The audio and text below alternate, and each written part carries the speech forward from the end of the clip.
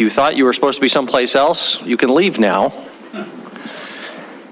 If you would, please stand with me for the Pledge of Allegiance, and then I'll offer our invocation as well. I pledge allegiance to the flag of the United States of America and to the republic for which it stands, one nation, under God, indivisible, with liberty and justice for all.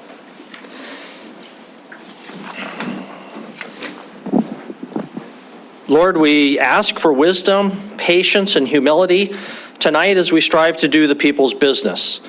We thank you for the blessings of liberty and democracy that allow our citizens to vote their preferences in an orderly and peaceful manner, as we saw on Election Day last week.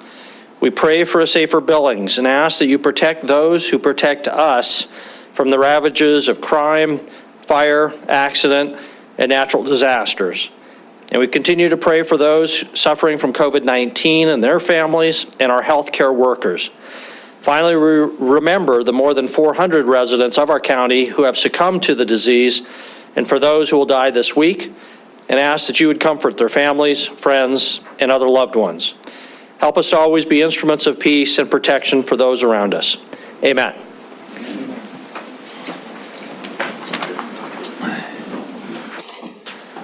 Tony, would you please call the roll? Shaw. Here. Yakowicz. Present. Neese. Here. Ewalt. Here. Joy. Present. Chariki. Present. Purinton. Ronning. Here. Boyette. Here. Brown. Here. Mayor Cole. Here. Our minutes will be with us at our next business meeting, so we don't have any minutes to review this evening. We do have some council courtesies, though, I believe. Councilmember Ronning, I know you had a council courtesy. I do, thank you. I've asked Chief St. John to come forward and share some information with us. So a short time ago, the Billings Police Department, along with the FBI, Homeland Security, Yellowstone County Sheriff's Office, and there may have been more I'm forgetting, did a sting operation. And you know, for me, long time coming for that, and how grateful I am. Truly, truly grateful for the participation of the Billings Police Department in this incredibly important sting operation that led to the arrest of 5 individuals that were arrested for soliciting sex with a minor. So if you can share with us any details that you're able to, I'd sure appreciate it. Yeah, thank you, Councilmember. Thank you, Councilmember. And pretty much what you said. Interesting name of the operation, which was Dreambuster. And it was, no credit to me, the detectives and the agents and officers and deputies from our state and local partners came up with this idea, put it together relatively quickly, and ran a 3 or 4 day operation that netted those arrests. Sad to say that still takes place, and we have our work to do in that area.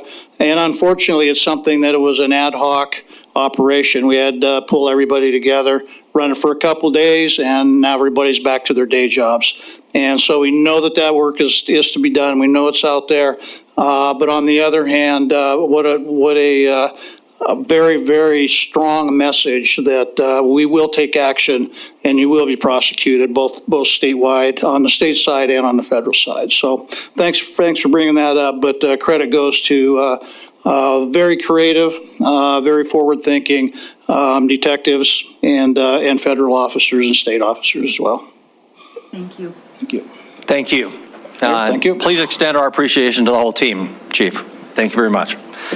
Other council courtesies this evening? Do we have any other items? If not, we do not have any proclamations this evening. Do we have any council reports from organizations or committees that council members sit on behalf of the city? Any council reports? Do not see any. Then we will move on to our city administrator report. Chris. Mayor and council, so just a handful of things here. First of all, I want to thank our citizens for their confidence and support in the public safety levy. It's I'd heard through the grapevine, I wasn't able to confirm this afternoon, but that this was the highest turnout for a non-federal general election. So our citizens participated. That's much appreciated. And on essentially a 60-40 vote, they supported the public safety levy. So now the real work begins to retain the trust that they've given us. So we will work diligently there, and congratulations to all those who've been elected to the city council.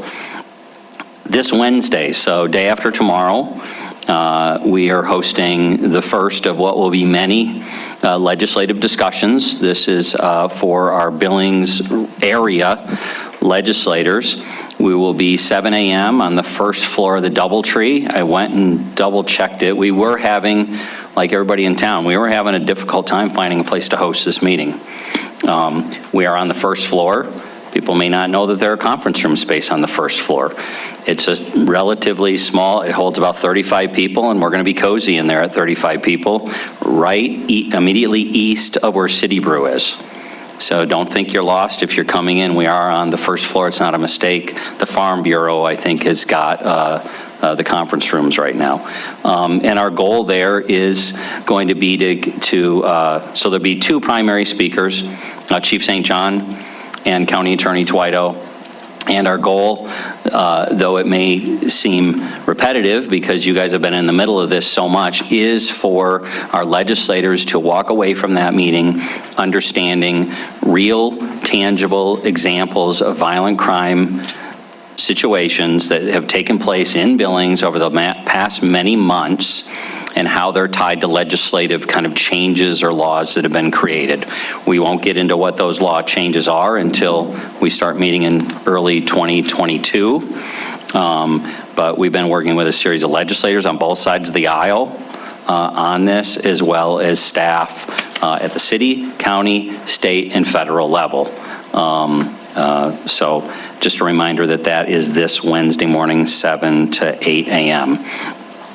Item to your agenda tonight. So item 4, the zone change 1001, section 27-1005R, the revision. Apparently we missed the behavioral health facilities needed to be added to that statement there in that section. So that's been added. So when you get to that item, I'm sure we'll be clear about what needs to happen there. And there is no ex parte communication. That is all for my report, Mayor and Council. Thank you, Chris, and appreciate your reference to our successful public safety mill levy. I just want to, I'm sure on behalf of the council, express our appreciation to the voters for that approval, not just approval, but approval by an overwhelming margin. So we really appreciate what the voters have done, and we'll try to be as efficient and as effective with those dollars as we possibly can. I also want to just express my appreciation, again, I'm sure the appreciation of the council to staff, and in particular to you, Chris. You worked your butt off. 40-some presentations, getting the word out, answering a lot of questions, and right by your side was usually Chief St. John and Chief Valdez and other lieutenants and Gina Dahl. So we notice that, we appreciate that, and we thank you very much for your hard work. Also, Citizens for a Safer Billings community group who worked on that, all the citizens who worked hard, and again, back to the voters. So thank you for that. That then concludes our report, except for Councilmember Purington. Well, on number 9, we're just doing the election of the deputy mayor at this point also.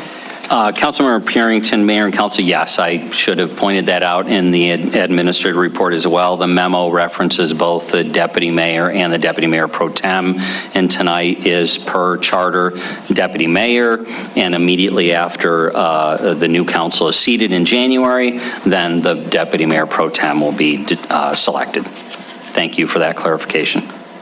Thank you. There's a young scout in the audience. Is he? They're in the very back. I think we have a Boy Scout back there who's probably working on a public participation merit badge of some type. What's the merit badge? Community in the world. Okay, community in the world. All right. come on up. Let's come tell us your name and your troop and why you want to be mayor as fast as possible, because it could be arranged if I resign quickly.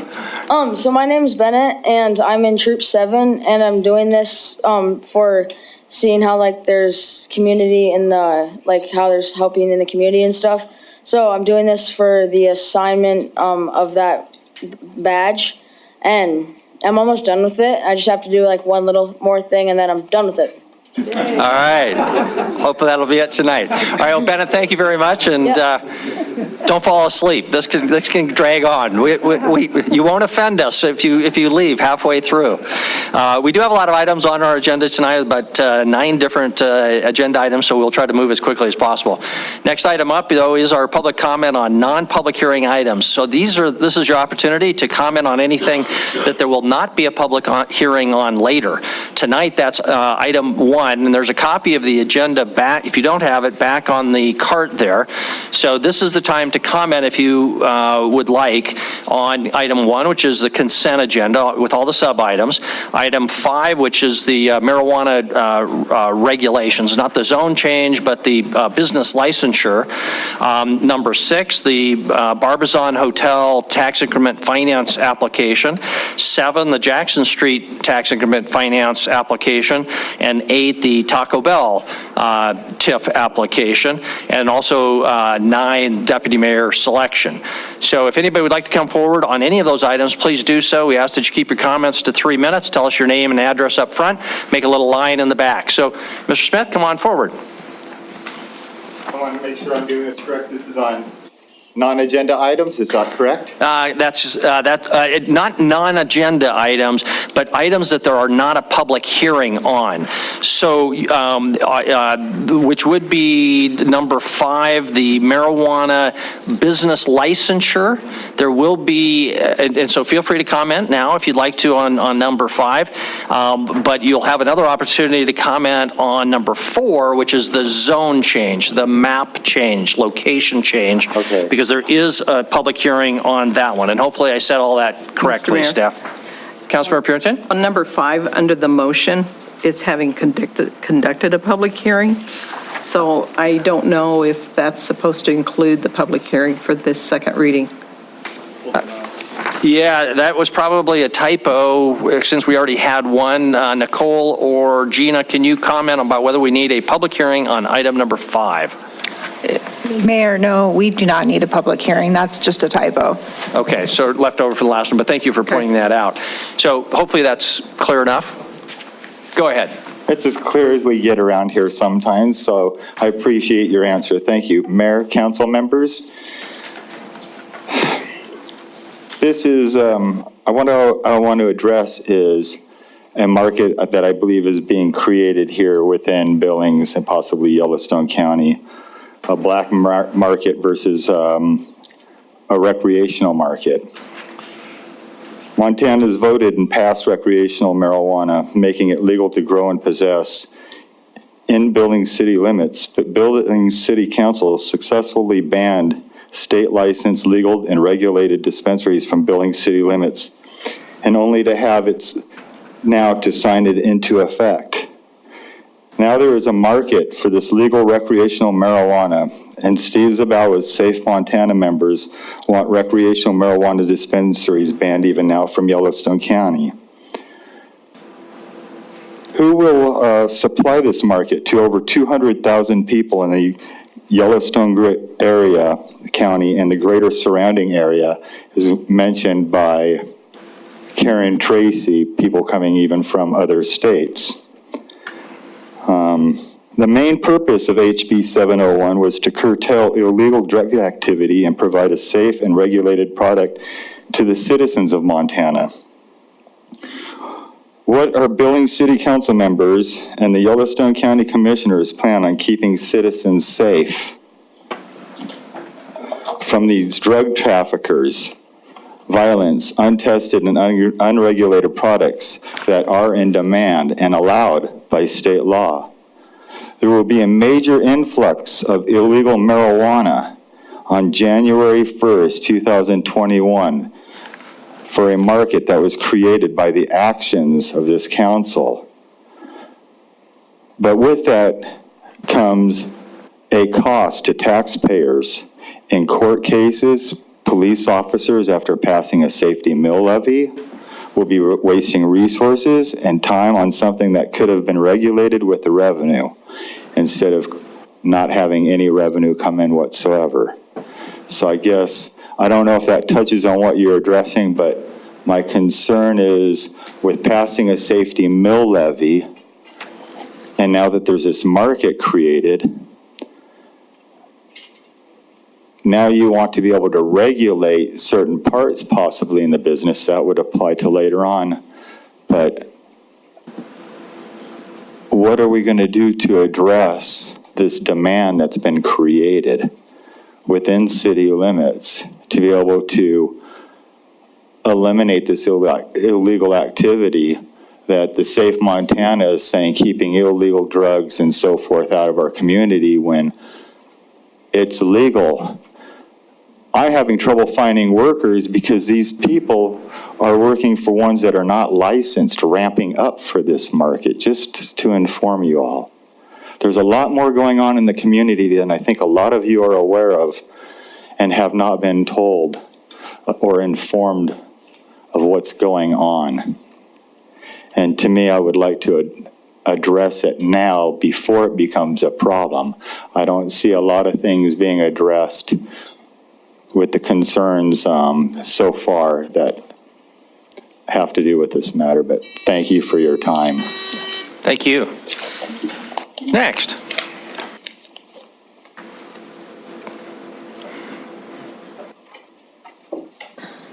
Hello, my name is Frank Furman, 433 Hillview Lane, Billings, Montana, 59101.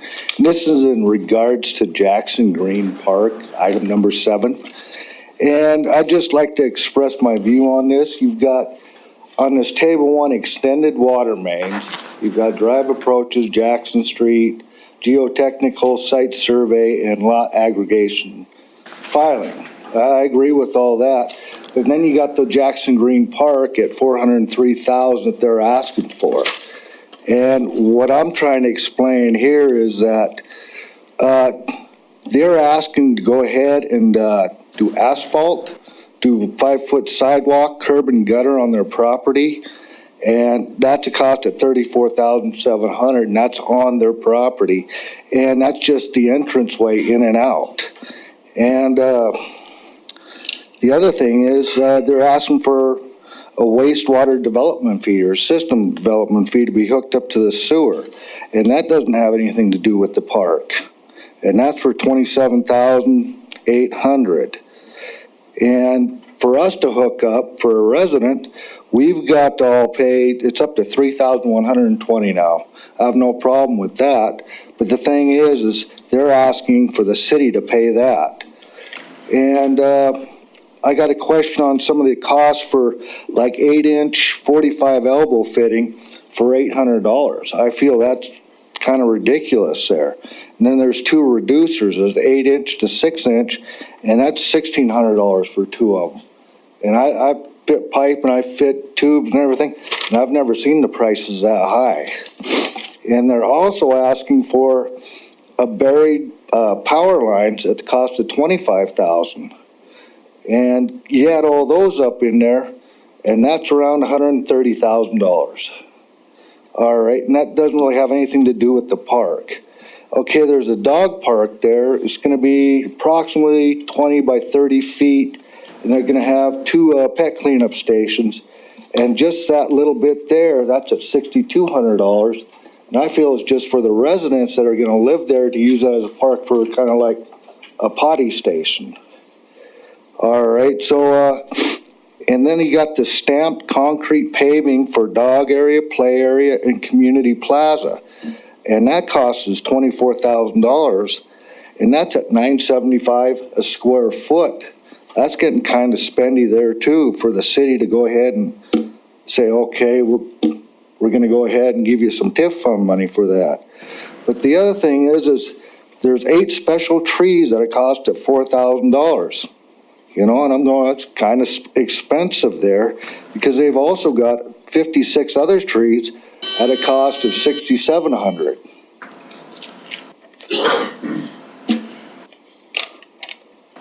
I got more to go on, but my 3 minutes is up, but I really appreciate you listening to me on this.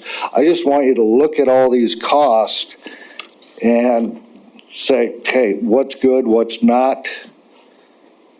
And the other thing I wanted to quote was, just want to say thank you to Mike Yakovich for all the help and diligence and putting up with everything we had to do with the neighbors and everything.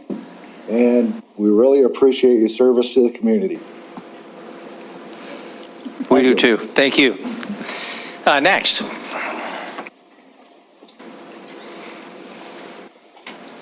Hello, Mayor, council people, council. Steve Zabawa, 810 Bluegrass Place, Billings, Montana, Director of Safe Montana. It was very nice on Tuesday with the election results and so forth came in. The opportunity for the city, the voters voted for 55 basically to 45%, not to have recreational marijuana shops in the city limits. I thought that spoke very wisely, number one, prudent. But more importantly, the original I-190 got approved by putting a lot of money attached to it, to conservation groups, fish and wildlife, veteran services, and so forth. And when that money wasn't put into the actual, do you want to have adult use marijuana dispensaries here? There wasn't the appetite for it. There were a lot of people, and you got to remember, I believe it's still unconstitutional that it was done in the first place because you can't allocate and appropriate money. So anyway, I thought justice was kind of served to the city of Billings and the opportunity for everybody to revote based on HB 701. Now, what Mr. Smith just mentioned is that there's a new market here, supposedly, of recreational marijuana that's in here. It's always been here. There's been an appetite, or whatever amount it is, has been here from day one, and it's not going to change. It's still going to be here. And there is a distribution system already in place to take care of it. And now, with your help, voting is 6-3 the last time, and then the public voting, we moved that out down the road now. We are approaching Yellowstone County also. The commissioners on next Thursday, on the 18th, to take a second look at that. It was a 1-to-1 vote, and I believe they've learned a lot from you and from the city and how the vote went down. Then I think they'll reconsider that also. So we'd like to see, Safe Montana would like to see no recreational marijuana in the Yellowstone County also. I believe it'll pass also.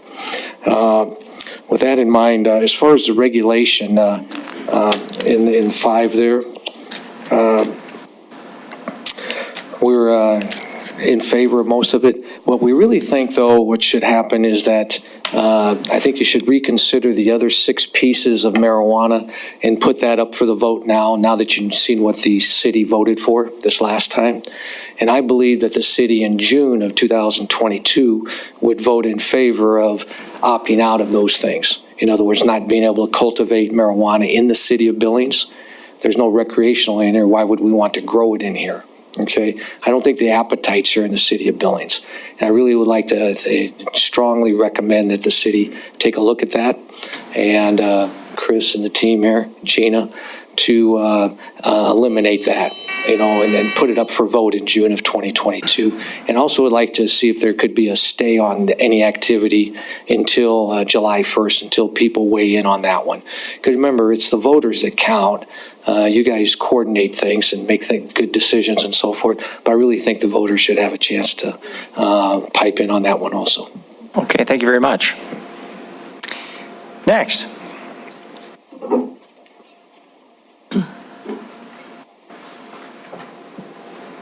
Tina Walker-Smith, 4100 Murphy. I was unclear as to whether we'd have another opportunity to talk, will we? Or only for the zoning? On the zoning, there will be. So if you Not have on something on the number 5. regulation, business licensure, this is the time. Okay, great. Obviously, there's not a whole lot to say. It's like the 11th hour, 11:01, 12:01. So I'm not really sure if there's anybody here that was going to speak on it more than just Steve and Jason and myself. But if there are, I just wanted to say it's a little, too late. The industry folks really needed to show up, as I have since August, and I'm incredibly disappointed that they didn't. And so now that Steve is going to take it to the county, it is absolutely essential that the providers step up and start fighting and making their needs known, because I do think that is going to be an incredibly ugly battle. And we might be able to try the city again next year with a few different council members. We can always try that again. But for now, hopefully, I am begging the providers within the county to come and participate and fight for what they've worked so hard for. So thank you. Thank you. Any other public comment on non-public hearing items? Go ahead and come forward, please. Hello. Shannon Daniels, 119 Norris Court North, Billings, Montana. I'm here to speak on recreational marijuana. As we know, prohibition does not work. It never has. It never will. The appetite, so to speak, has always existed and will continue to exist one way or another. We are either fueling a black market, or you could benefit from the tax revenues. Prohibition with alcohol, if the government had got on board so much sooner with alcohol, you could have had so much more influx of cash. Billings is begging for an injection of money. Billings is dying. Billings, job-wise, it's too expensive to live here. We need money in this area. People keep going to Bozeman, into those areas for tourist stuff. We need people to come here. For what reasons? Because this place needs revenue. The people who live here already, with the appetite, as been coined, that's already happened. Montana prides itself on being land of the free. I've lived all over the nation. I've only been a resident of Montana for 3 years.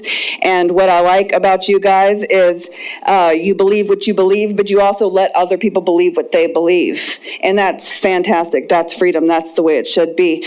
That's how this should be. Recreational marijuana should already be a thing. It's already happening nationwide. Get on board. You're losing too much money. Your school systems, look at goodschools.com. They're rated in the 2s and 3s. When I came here, it was a shame to put my kids in these schools, but I couldn't afford charter schools. Your roads are horrible. Your snow removal, you can't afford to do it because you don't do taxes. So we came from Minnesota, so we thought we were ready for the snow, ready for all that, but we didn't realize the lack of infrastructure that even exists here, because the money is just not there. You need the money. You need the money. This is happening. It's happening. Prohibition doesn't work now. It didn't work then. It won't work now. Allowing it here would stop your police force from spreading too thin, fighting criminals that are going to exist. It's going to happen. They're going to smoke marijuana one way or another. You need the money. Your schools are horrible. Your public servants are underpaid. You have a low wage or a low unemployment level now because everybody's got 2 jobs. What you pay your civil servants in Billings, Montana is laughable. Your firefighters, your police officers, your teachers, it's sad. The people don't come here because they don't make enough to survive, much less to pay rent or mortgage here anymore. We need money. We are dying. We can't survive any longer. Get on board. Thank you. Next. Any other public comment on non-public hearing agenda items 1, 5, 6, 7, 8, or 9? And please, if please come forward. But if anybody else is going to, please stand there so we know that you're prepared. Make a little line. Stephanie Romson, 1912 Wentworth Drive, Billings, Montana, 59105. I wasn't going to comment, but I just wanted to say thank you all for allowing us residents to have a say. I think we said everything that we needed to say by voting, but I just wanted to say thank you. Thank you very much. Any other public comment on non-public hearing items? Don't see any, so we will close that part of our agenda and move on to our consent agenda. First, council, do we have some separations? Any of our consent items? Councilmember Brown. Thank you, Mayor. I will be abstaining from both items in 1J. Thank you very much. Any other separations? Councilmember Neese?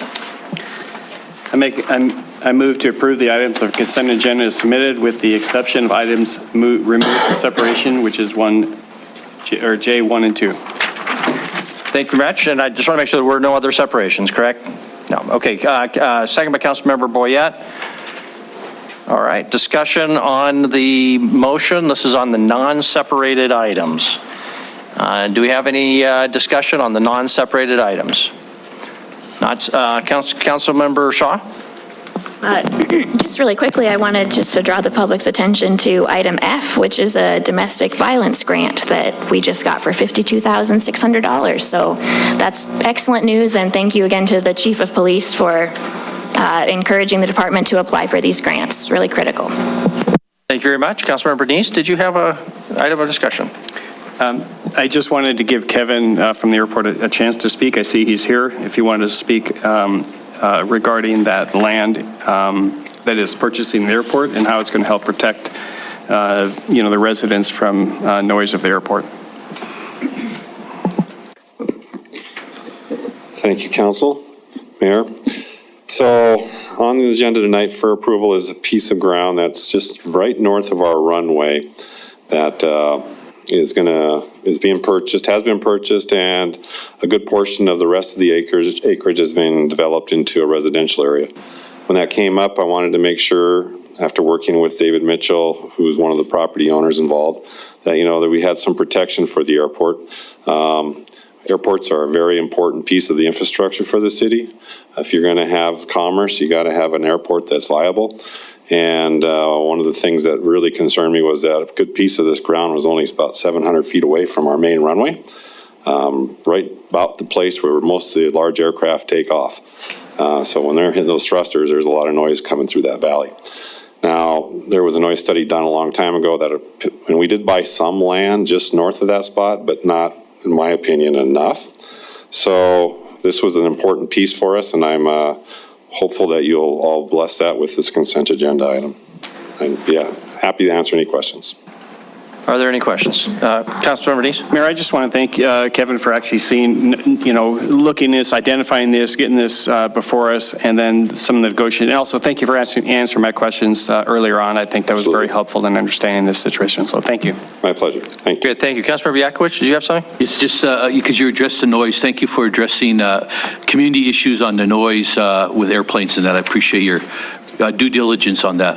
Yes, it's one of the ironies of the COVID was that during that time frame, there wasn't a lot of aircraft traffic, and now it's all picked up and come back even more.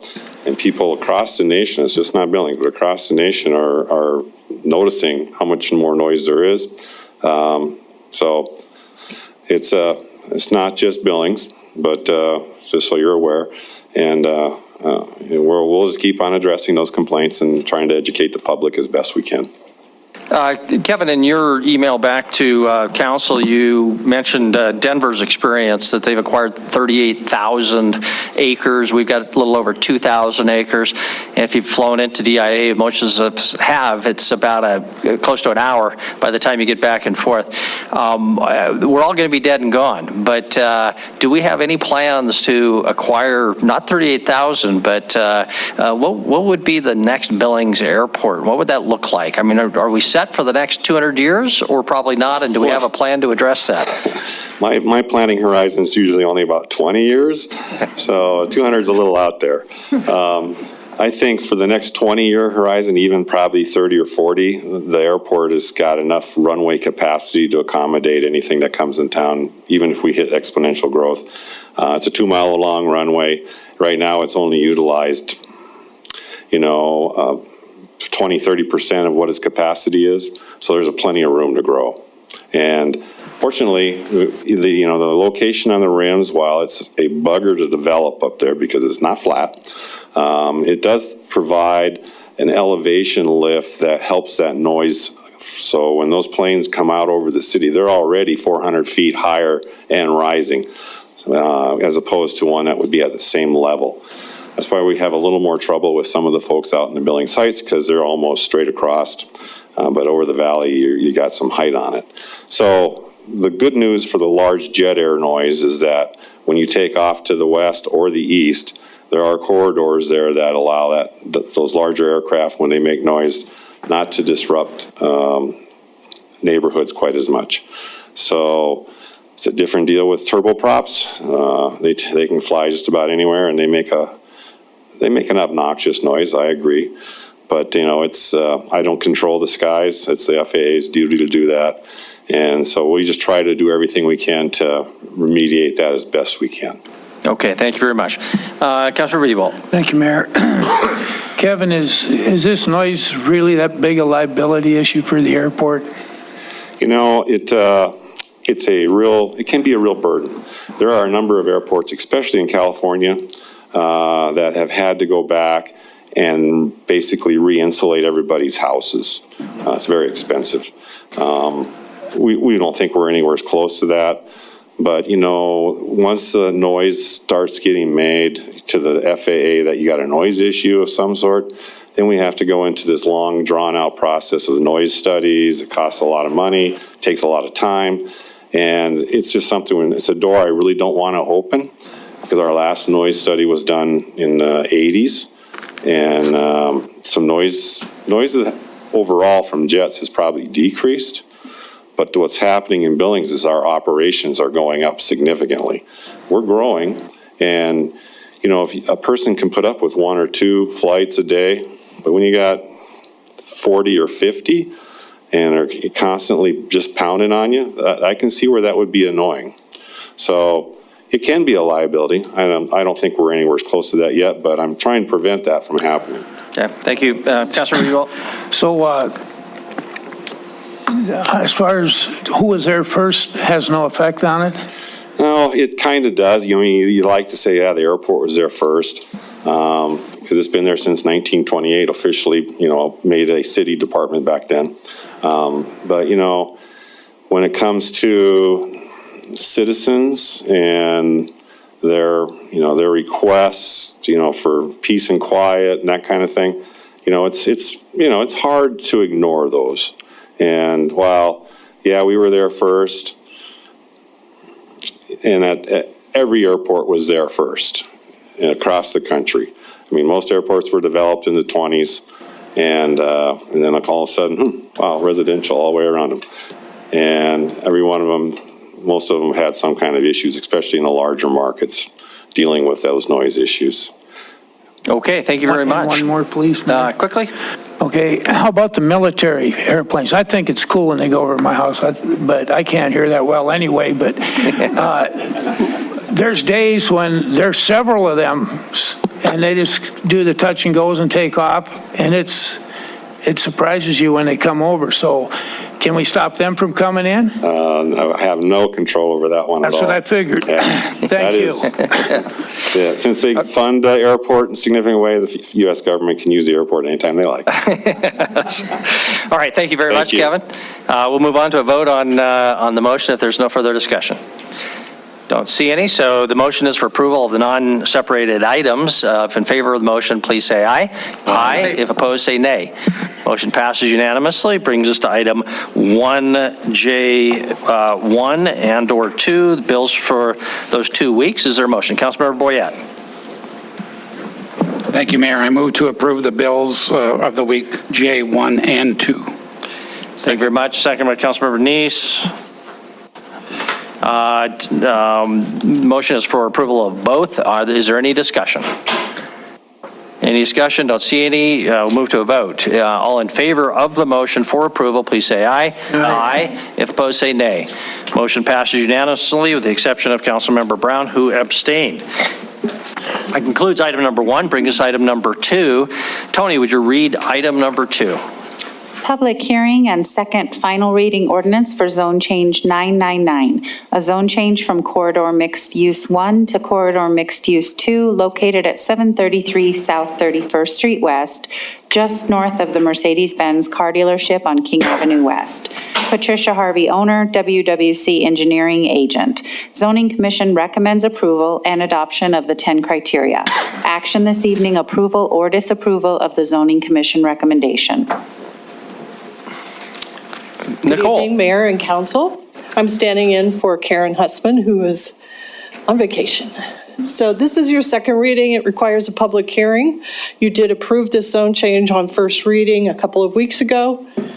This property is on King Avenue West, north of King Avenue West, north of a CMU2 parcel. So they want to use this parcel similarly to the existing one. So the zone change was approved on first, so this is second. They will have to develop the property in accordance with all adopted regulations, zoning, building codes, city engineering codes. So there will be protection of those neighborhood uses to the north. And here's an aerial view of the property. The property is kind of already used in some fashion for storage of vehicles, but this would make it legal and formalize it. And I'd be happy to take any of your questions. Thank you. Are there questions for Nicole? Any questions before we go to the public hearing? Nicole, don't see any. Thank you very much. So we will open up for public hearing on item number 2. That's zone change 999 on King Avenue West. Is there any public comment? Please come to the podium if there is. Any public comment? Item number 2, zone change 999. Don't see any. So we'll close the public hearing. Back to council. Councilmember Shaw. Thank you. Having conducted 2 public hearings, considered written and spoken public testimony, I move to approve the second reading of zone change 999 and adopt the findings of the 10 criteria as approved by City Council on October 25th, 2021. Motions for approval. Councilmember Boyette has his 2 fingers up. Motion is for approval. Discussion. Councilmember Neese. Thank you, Mayor. Nicole, just to clarify your email this afternoon, we talked about the map being included in the ordinance being for sweetgrass, but you're saying that's corrected? That's been corrected by the city clerk, and when the mayor signs it, will not have that map or reference to a previous zone change in there. Okay, and just to clarify, that goes through all the zone change throughout the rest of tonight, correct? Right, correct. Okay, all right, thank you. Yeah, thank you very much. Yes, similar error was on number 3 as well, so I've talked to staff and they will fix that. Further discussion on the motion? Any further discussion? Don't see any, so we'll proceed to a vote. Motion is for approval. Item number 2. All in favor, please say aye. Aye. If opposed, say nay. Motion passes unanimously. Item number 3. Tony, would you read item number 3? Item number 3, public hearing and second final reading ordinance for zone change 1000, a zone change from mid-century neighborhoods to neighborhood office located at 436 Wix Lane. Leighton D. Jones, DMD owner, performance engineering agent. Zoning Commission recommends approval and adoption of the 10 criteria. Action, approval, or disapproval of the Zoning Commission recommendation. Here we are again, zone change 1000. We reached the millennium mark. And this is for Wix Lane in the Heights. This is a property that's adjacent to an existing dental office. And they purchased this property. They intend to tear down the existing home and the existing dental office, build a new building, and have additional parking. So the zoning wants to go to neighborhood office zoning that allows dental offices. And so that would be a good infill of this location. Wix Lane is a multi-lane arterial. So conversion from a single-family residential use to a neighborhood office makes sense. And I'd be happy to take any of your questions. Questions for Nicole? Do we have any questions for Nicole? Here's a history question for you, Nicole. When did we start numbering zone changes? At the very beginning, and when the Unified Zoning Code was adopted in 74, 45 years ago or whatever? Or? May 2nd, 1972. Okay. What time of day was that? Okay. No, it was in June, the month following the adoption of the new zoning, just like we did new zoning this year. When they did new zoning in 1972, they said, let's start the numbering over. They had a numbering system before for zone changes, but they said, this is all new world, let's start at 1. Okay, so we've done about 20 a year on average in that neighborhood, so, okay, thank you very much. Any other discussion or questions for Nicole? Don't see any, so we'll move to public hearing. This is public hearing on item number 3, zone change 1000. If anybody would like to be heard, please come forward. Take 3 minutes, tell us your name and address. Any public comment on item number 3? Do not see any, so we will close the public hearing on item number 3. Back to council. Councilmember Brewald. Thank you, Mayor. Having conducted 2 public hearings, considered written and spoken public testimony, I move to approve the second reading of zone change 1000 and adopt the findings of the 10 criteria as approved by City Council on October 25th, 2021. Thank you very much. Councilmember Neese, the second. Motion's made and seconded. Discussion on the motion, which is for approval, item number 3. Is there any discussion? Any discussion? Seeing none, we'll proceed to a vote. All in favor of the motion for approval, please say aye. Aye. If opposed, say nay. Motion passes unanimously. Bring us then to item number 4. Tony, please read item 4. Public hearing and second final reading ordinance for zone change 1001.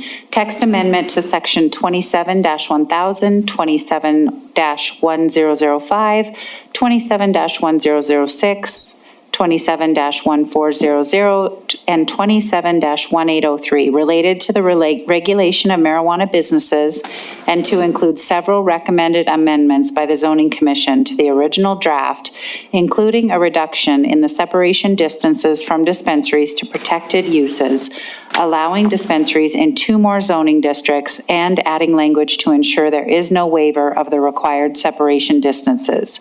Zoning Commission recommends approval. Action, approval or disapproval of Zoning Commission recommendation. Thank you very much. Nicole. Thank you. And listed on the introductory slide here is the timeline so far of our progress on this zoning text amendment. We just had the election last week, and the ballot results rejected adult use dispensaries. I have proposed and attached to tonight's staff report an amended ordinance that takes that adult use and combined use dispensary as an allowed use and makes it a prohibited use. As stated at the beginning of the meeting, City Administrator Kukulski pointed out that there was an omission in 27-1005R. It should have listed behavioral health facilities as a use that requires a 1,000-foot separation to a medical dispensary. So we need to have you add that to the draft ordinance. Because there was a significant change from the first reading to the second reading, a third reading will be required. I believe on first reading you have already rejected the Zoning Commission's recommendations, and the second reading staff memo findings of the 10 review criteria reflect your findings from the first reading, not the Zoning Commission's findings from their recommendation. So that's already in your staff report. So as a result of first reading and of the ballot measure that was rejecting adult uses, we now have a draft ordinance that only allows medical dispensaries, cultivation, manufacturing, processing, and transporters in 3 zone districts: heavy commercial, light industrial, heavy industrial. It allows testing laboratories in downtown support, central business district, heavy commercial, light industrial, and heavy industrial. So the second reading ordinance reflects the elimination of the adult use and combined use. You will see that those uses are still listed in the table, but there are no letters in the table corresponding that say permitted or permitted with restrictions. The 1,000-foot separation distances are for specific land uses for medical dispensaries, and includes all of the listed uses here, including behavioral health facilities, which was added during your first reading. And this is just for medical dispensaries. The 1,000-foot separation distance to specific land uses for cultivation, manufacturing, and processing currently only lists neighborhood residential zone districts as a separated use for 1,000 feet to those uses. There are no separation distances required for transporters or for testing laboratories, since those two types of businesses are not directly involved in the cultivation or sale of marijuana. Your separations are measured in the same way we measure other uses that require separation, from the exterior of the building where that use is located in a radius of 1,000 feet to the property line of the protected use. So if it's in a multi-tenant building, it's just from that tenant space. If it's on its standalone building, it's from the outside of that building to the protected use. There would be no waiver or variance or reduction or special review to reduce that 1,000-foot separation distance. Existing locations that do not meet that 1,000-foot separation distance, that suffer 50% or more destruction, can come to you and ask for a special review to reestablish that use, but they have to do it within 6 months of the destruction of the building. And here's the map of that 1,000-foot separation distance from all the land uses with the exception of behavioral health facilities. We didn't have time to create another layer, but I think none of the known locations for behavioral health are anywhere close to these areas shown in pink on the map. They tend to be in the same areas where you have residential uses or churches or parks or schools, all of those, or youth centers. So this map is, not 100% accuracy, but it gives you a pretty good idea of where medical dispensaries, cultivations, processing could happen within the city limits. There is still a specific prohibition as a home occupation for the purpose of cultivation and sale to others. It doesn't prohibit individuals from growing as allowed under HB 701 for their own personal consumption. It specifically disallows outdoor cultivation for medical dispensaries or for any cultivation purpose at all. Signage approval has to be received from the state of Montana and submitted with their local sign permit application. Our definitions in zoning are identical to the state law unless a different definition is required. So our separated uses, our protected uses are defined in our code. They wouldn't necessarily be defined by the state law. Here's today's listing from weedmaps.com of all the locations within this city or around the city. Looks like there are 38 on this particular map from today. A lot of these that you see a little car instead of the marijuana leaf, those are delivery services. Those are people who are delivering from a medical marijuana dispensary to their customers. Under the new rules, I believe they would be considered transporters. Again, the Montana Department of Revenue maintains a very robust website. They are still full on in their development of their own regulations and administrative rules. So I encourage you to look on the Montana Department of Revenue's webpage if you have questions beyond our local regulations.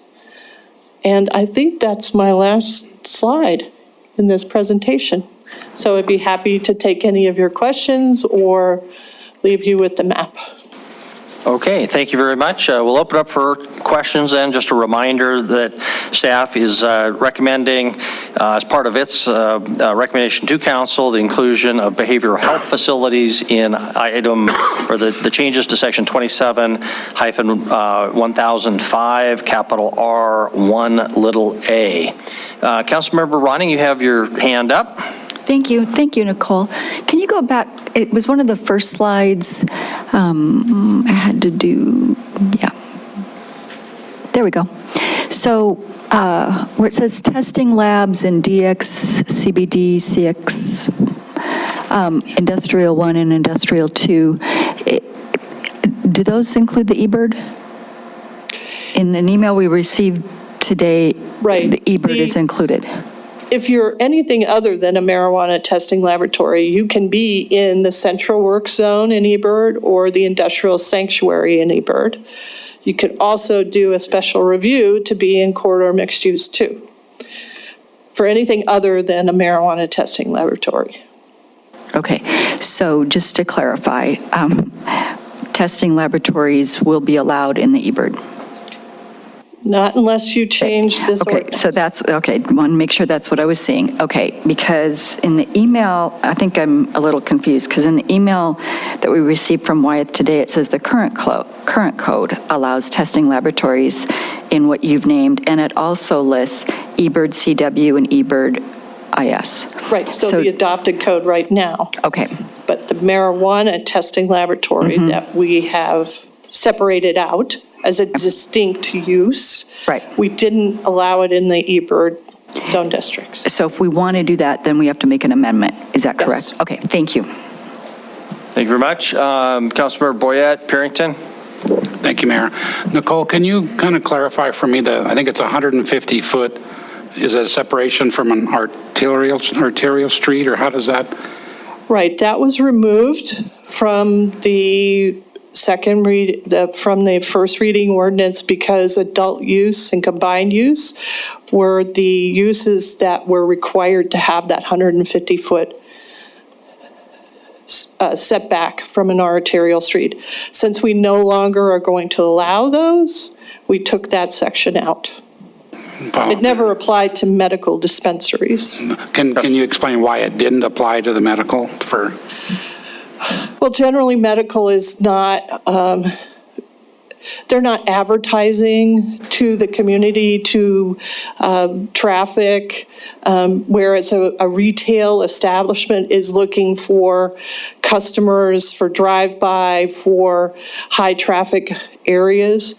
And the idea was with that setback from the arterial street that we would kind of diminish the Green Mile look to an arterial street frontage, but we applied it only to the adult use or combined use dispensaries, whereas medical dispensaries, they have patients as customers. They don't necessarily have drive-by customers. So they're not doing the same sort of advertising. So we don't need that, in other words, you're thinking. Okay. Thank you. Thank you very much. Councilmember Puritan. Thank you. Nicole, I think it's the slide maybe right before this one. Okay, no, it wasn't. Maybe it's the one afterwards. The question that I had, okay, then it's the next one. That one right there. There's no separation distances required. Okay, and the 1,000-foot separation to specific land uses, and then you say, is it only in neighborhood residential zones that those 1,000-foot separations apply? Yes. So if you wanted to add parks and schools and churches and youth centers and behavioral health facilities to separate 1,000 feet from cultivation, manufacturing, processing, you would again have to amend the ordinance. Okay, and that was kind of where we were going, I think, with that, because that was our understanding with behavioral health, that can be a trigger for those that are in a recovery facility, and that would be primarily with those three businesses, the cultivation, manufacturing, and processing. Am I understanding that right? Am I saying that right? My understanding of the results of the last hearing was that you wanted to apply that to dispensaries. I don't remember that conversation continuing on into cultivation and processing and manufacturing. But this is why we have second readings, and public hearings, and then third readings, so we get it exactly where you want the code to be. Okay. All right, thank you. Thank you, but yeah, you're correct. The 1,000-foot separation only applies for residential, not to those other uses in the case of cultivation and manufacturing. Councilmember Rewalt. Thank you, Mayor. On the 10 criteria, the last paragraph on criteria 1, the proposed 1,000-foot buffer from marijuana dispensaries, cultivations, processing, and manufacturing to residential neighborhoods, religious facilities, parks and playgrounds, daycare centers, youth centers, and behavioral health facilities will reduce any potential negative impact. So that is under criteria 1. Oh, okay. So I see that. Does that make it part of this zone? Well, it certainly supports a change in the code. I don't remember writing that, but. It's even got the behavioral health facility included in there, so I want to make sure that is going to be in the zoning, being it's under criteria 1, so. Right. Is that? I'd probably still, to formalize it, we need to have a motion to amend the draft ordinance to include all of those uses under cultivation, processing, and manufacturing. So if we amended it just to say, include the last paragraph of criteria 1, that would be good enough? Right. Okay, thank you. Okay, further questions for Nicole? Or any other further questions for Nicole? Before we open up for public hearing? Don't see any, so thank you very much, Nicole. Okay. This is now open for public hearing on item number 4. If you'd like to be heard, please come forward, and ask you to keep your comments to 3 minutes. Tell us your name and address up front. Make a little line in the back so we know who to expect. I'm back. Okay.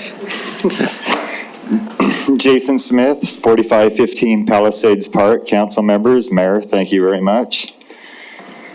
Anyways, I just wanted you to be aware of what it is you're doing and when you're zoning and whose property you're zoning. Daniels Street, 419 Daniels, is the same property that Steve Zabawa offered me when he wanted to get into the marijuana business. I have handouts here if anybody's interested. It shows the ownership of those properties, which is, of course, Rimrock LLC. So here you're zoning in to an area that he's controlling. There's a lot more going on behind the scenes, I think, that a lot of you are aware of. When we have a person that was questioned not long ago for overinflating the price of his company, and now stating that there's... Yeah, Councilman, just try to keep it directed to this. Sorry. Go ahead. But when I hear that there are already supply chains set up to supply Billings steady supply of market here, and I see whose property is getting zoned in, the same one that was offered to me a few years back, it seems like there's a little bit more study that needs to be going on before we just maybe zone those properties in. And as I believe was just mentioned, delivery is being done, which I think requires a city business license for any business to be conducted within city limits. So I think that maybe we should be enforcing some of the stuff that's already in place as we're trying to move forward. Either way, if anybody would like any of these handouts to find out the property that Steve owns, which you guys are about to zone in, and that's why I see the excitement on his face. I have it here, but it'll be emailed to all of you anyways, so thank you. Thank you, and I do think that was included in emails that we got late this afternoon too, so. Next, any other public comments on this public hearing item? Any other public comment?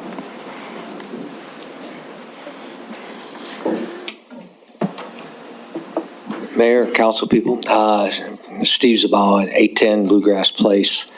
The property he's talking about was an accessory warehouse that we sold to Stockman's Bank like 10 years ago. I don't know where he gets that from. I've never wanted to be in the business, never have any type of whatever he's insinuating right now. So it's kind of ridiculous, number one. I am in the car business. That's what I do. And the tech business.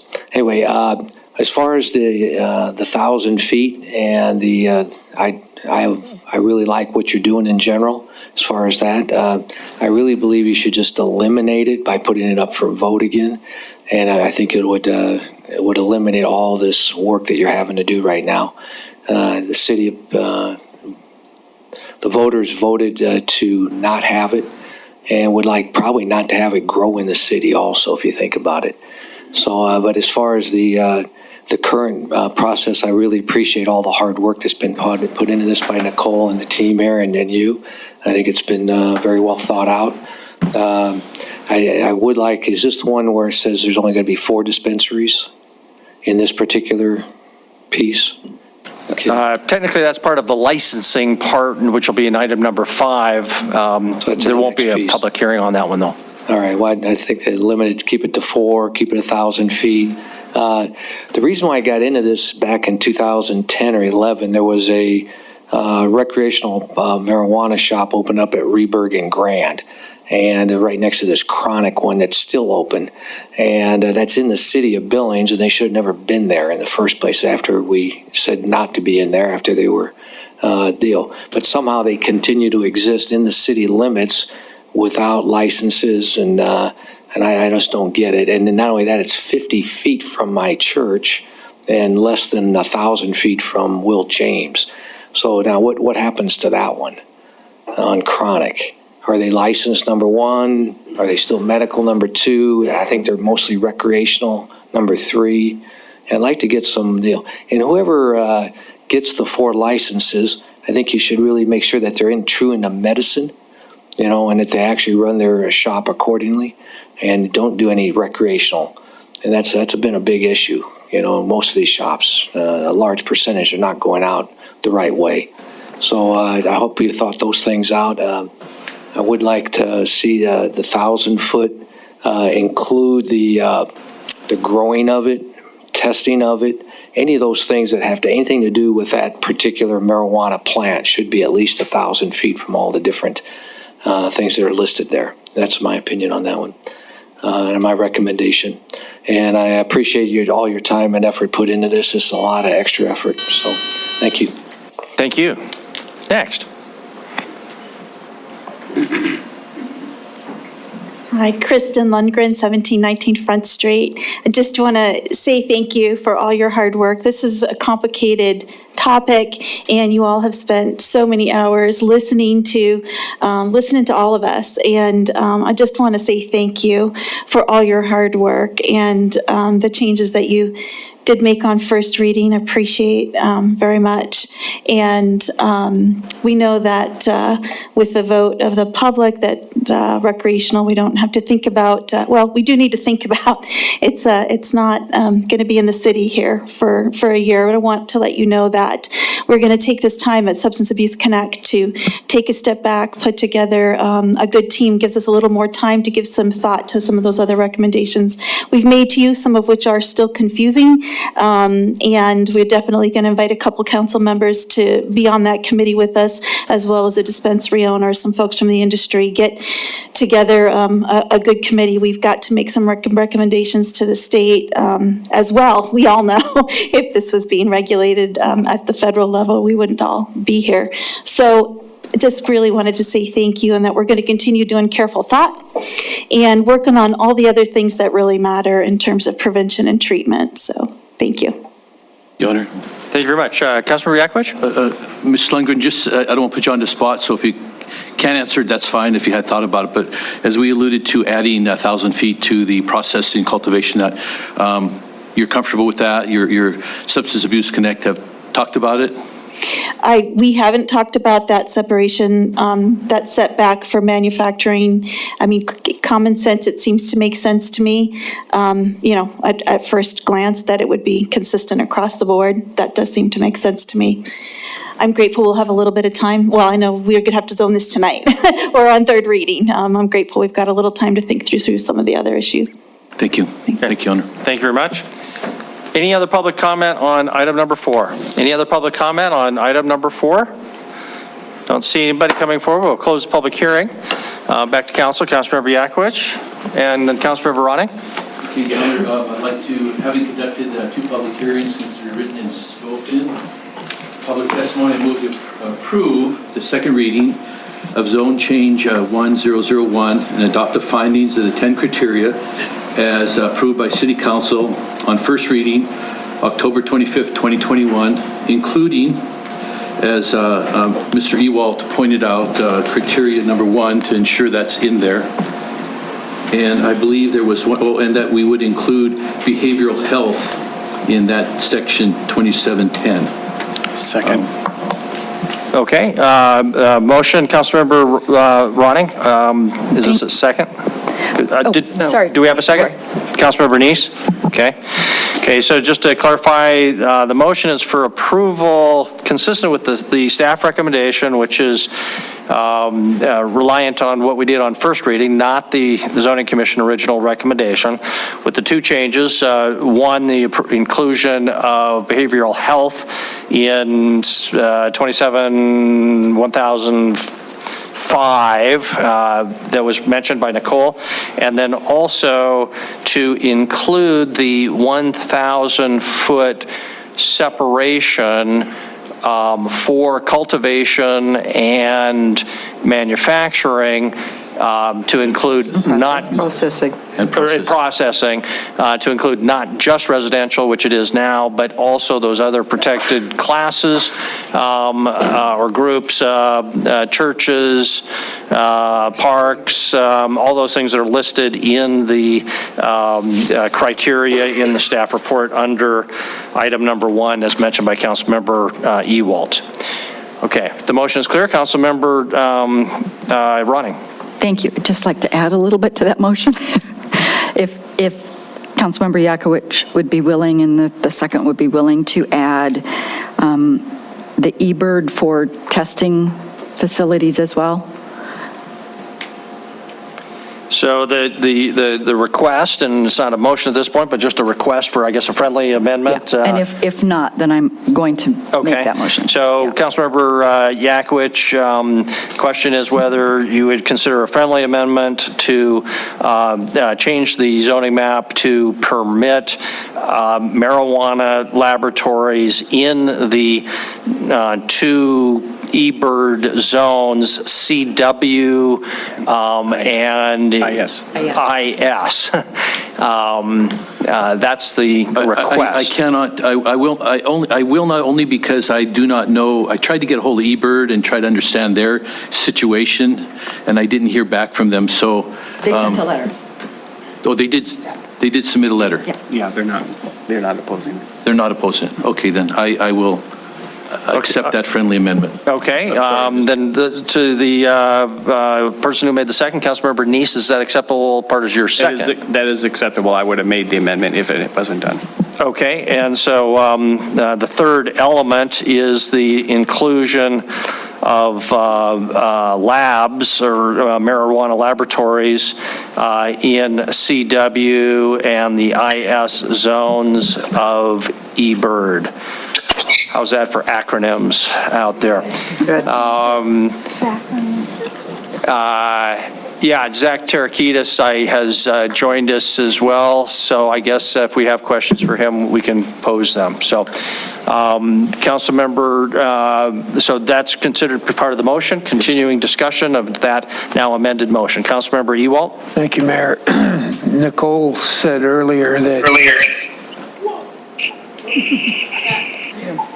Go ahead, Councilmember Ewald. Nicole said earlier that the arterial setback for adult use was done away with, and that's the last sentence of this paragraph on criteria 1. So I think we ought to strike that last sentence off there as it's amended into the zoning.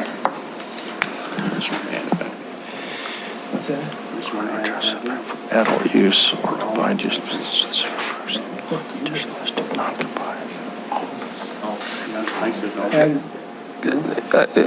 So, Councilmember Ewald, I apologize, I was kind of distracted there. You're talking about making the 150-foot setback applicable to these cultivators and medical marijuana dispensaries and manufacturers. Is that correct? It doesn't have a distance, it just says arterial setback. So I just brought that up for some discussion. Okay, so there's a question whether that last sentence should be included as part of the findings of fact. Nicole, do you want to comment on that if it's not necessary, for example?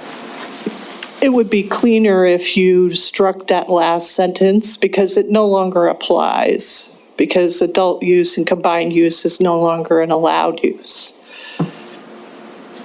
So the findings, which on my printed copy are I think on page 6. Yes, on page 6 or page 5, and then the top of page 6. That's where that last sentence appears. Okay, thank you. So I'll just read it for anybody who doesn't have it in front of them.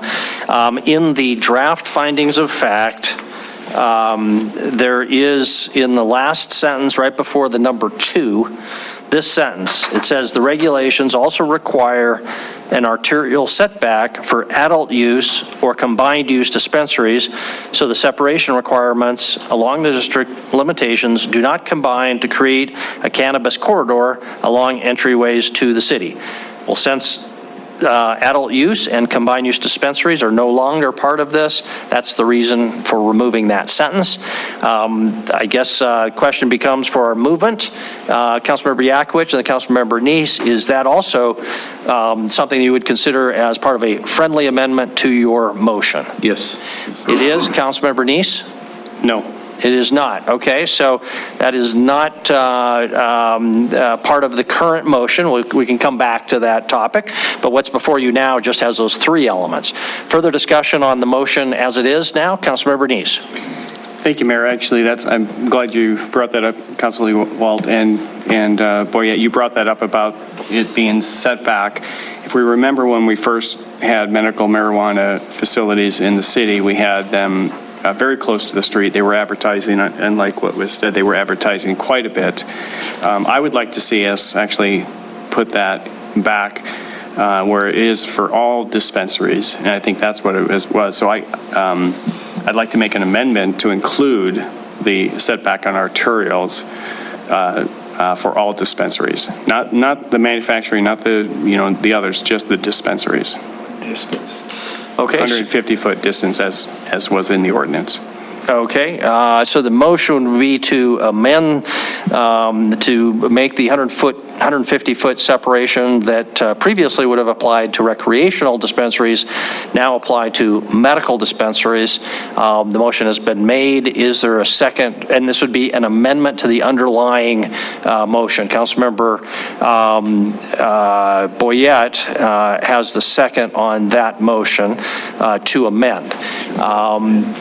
Discussion now on the motion to amend. What do you think of the 150-foot setback medical marijuana dispensaries? Your Honor. Councilmember Yakovich and Councilmember Joy? I'd like to ask Mr. Boyette to convince me. The pressure's on. Councilmember Boyette. I just wanted to be consistent with both the recreational and the medical marijuana. I think we should have that distance. I just think it's better to be consistent all the way across. Unfortunately, I think someday the recreational will come back, and this would be the precedent for them that if they came back, it would be 150 feet as well. I was going to ask council whether we could leave it in for recreational and medical, even though it's not there, because it may come back someday and we'd have to rezone it all over again. Could we just leave it both? Gina? Would that be incorrect to leave it in this? Councilmember Boyette, that's an interesting question, and actually I'm going to let Nicole address that because I think she's going to have some better insight. As far as as you'll see for the business license regulations, we are leaving a lot of that stuff in because of the points you've just made, but zoning may be a bit different, so I'm going to let Nicole answer that question. Right. So you could make a motion to not remove that section and change the wording to say all dispensaries instead of naming each type of dispensary. That would make it more general, and it would apply to medical, adult use, recreational use, or some combination that they dream up in the future, if it's allowed. I like that. Okay, thank you. That is not part of the motion currently. Is that something you would like to amend your own motion? Yeah, I would amend that to change it to all dispensaries. I think that would be cleaner and simpler, and, thank you. Okay, whoever made the second, Councilmember Boyette? Okay, so that is the proposal before you to amend to say all dispensaries, the 150-foot setback. Councilmember Joy. Thank you, Mayor and Council. I have a question for Nicole Cromwell. Of those medical dispensaries that we have right now, would this zone, this amendment make them non-conforming? How many of them at this point would be conforming at all? So that's my question. Would any of them be conforming at this point? Thank you. Not that I can recall. I believe that the one that we know of, which is on Maggie Lane, right on Midland Road. Midland Road is an arterial street. The building is right up, maybe 25 feet back from the right-of-way. So even if you adopt this, it doesn't put them out of business. It's just becomes a non-conforming development for that purpose. It would, the only way that you would ever have an effect on that business is that if it were to completely be destroyed, they would have to build it back so that the dispensary part of that use was at least 150 feet back off of Midland Road.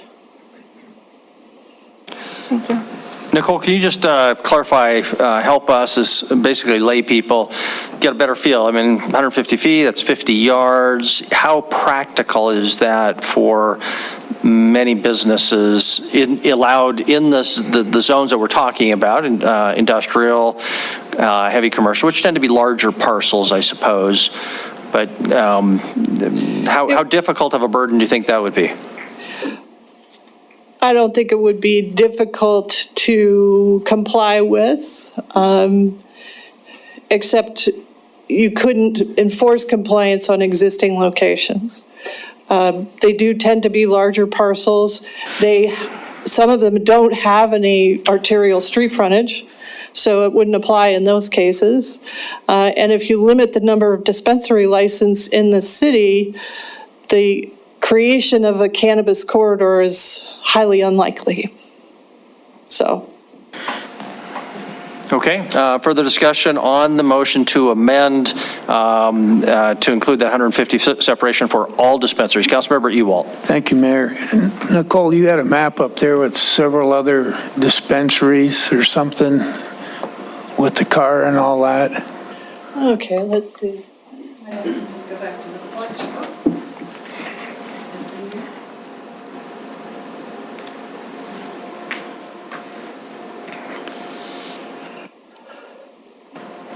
here's that 1,000-foot from all of those protected uses. This would apply to dispensaries, cultivation, processors, manufacturing. So as you can see, there are some arterial streets there on the map. So we have Gable, Zoo, parts of 32nd, parts of Midland Road, maybe South Frontage Road here, First Avenue South, Main Street up here, probably First Avenue North here. So there are some arterial locations. Didn't you have a map that had where you had the car and you said that would be considered a transporter now, and you had different locations around the state or the city already? The current licensed facilities? Okay, Yeah. I'll have to find that if you'll bear with me. Go ahead. I thought there was only one. Oh, the weed maps? That's what that, okay. Had little cars on it? That one. So are you saying that all those little teardrop deals, upside down teardrops, are actually licensed marijuana dispensaries now, medical? They are listed on weedmaps.com as delivery service providers. All the green ones are. So we only have. Right here, but this is a dispensary location. There's 3 here. There's some down here on Maloney. These ones with the car symbol inside the teardrop are delivery services. Here. Okay, we only have one legal one in the city right now. Right, and that's not on this map. Okay, thank you. Don't trust that map. Bottom line. These are websites that are privately maintained. So if you have one of these businesses, you want to be listed on their map, you subscribe to them, and they list. Okay. Thank you. Further discussion on the motion? Any further discussion on the motion? Councilmember Shaw. Thank you. I'll just say I'm not going to support this because the combination of all of this, I think, is leading to a place where it's going to be very difficult to do business in the city. And I definitely support the separations from the residences and all of that, so that's critically important. I think I would be a lot more inclined to do the arterial setback if we had a few more zones at play, but it's just really limiting the geography too much for me, so I'm not going to support the amendment. Thanks. Thank you very much. Further discussion on the motion? Is there any further discussion on the motion?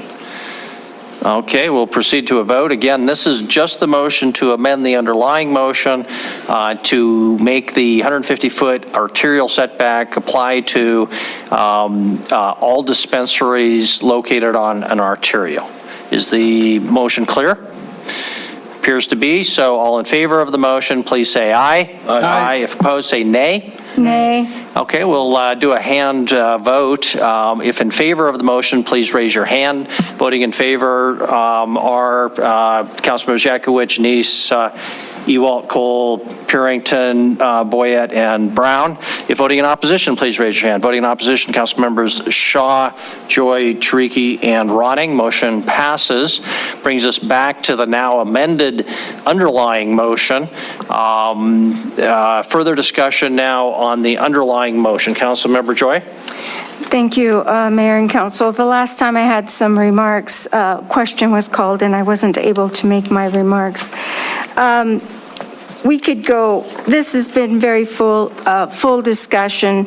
I could read citations that really would question whether or not this is the best way to go in terms of, the voters have spoken, they've said what they wanted. I think that many people may, depending on what side they fall on, may feel that this is a settled question. I doubt this is a settled question. I think this will be many, many, many more times before us as a community. So I think I'm going to think about some of the opportunities. There's opportunities for people to start talking to their children about drugs. And I'm not saying alcohol and drugs, I'm saying drugs. This is an opportunity for people to start talking to their children about drugs. Some lost opportunities. I think one of the lost opportunities that we have right now is that we are I don't know where our black market will go, but based on the little cars and the weeds around, which way this goes, I'm not sure. The experience of California, 5-year anniversary of legalized marijuana. Canada, 3-year anniversary of legalized marijuana. If you want to make a dent in your black market, you must have a thriving legal market. Overregulations kills off that thriving legal market, and you simply have a larger black market, and that is based on research. Thank you. Okay, thank you very much. Further discussion on the underlying motion. And here, if I could just ask for some clarification with what we did or didn't do to the last sentence of the findings of fact under number 1. Based on the vote that just occurred with the creation of the 150-foot separation for all dispensaries, I'm thinking that sentence, instead of referencing adult use or combined use dispensaries, should just reference all dispensaries and say the regulations also require an arterial setback for all dispensaries, et cetera, et cetera. To the movements, Council Member Yakowicz and Neese, I guess, is that consistent with your intent? Yes. Okay. So that's the underlying motion. Again, we've made that change, includes laboratories and CW and the IS eBird zones. Further discussion on the underlying motion. Councilmember Tricky. Thank you, Mr. Mayor, Council, citizens of Billings. I just want to make, there's a lot of things that I could be saying about this, but I want to make one thing really, really clear. The underlying problem that we're not dealing with here tonight, but the underlying problem is addiction, and the cause of addiction is unhappy people. So what we are doing here tonight is prohibiting a symptom of a problem which is caused by something totally different. You know, it's going to feel good. We're going to feel like we've done something. We're going to feel like we've moved forward on something or backwards, however you want to look at it. But ultimately, the underlying problem here in the United States is that there are tens of millions of unhappy people who are not happy with their lives. And for all you're going to do by making it harder for people in Billings to get their hands on a legal recreational drug here in the state is to make their lives a little bit more difficult, a little bit harder.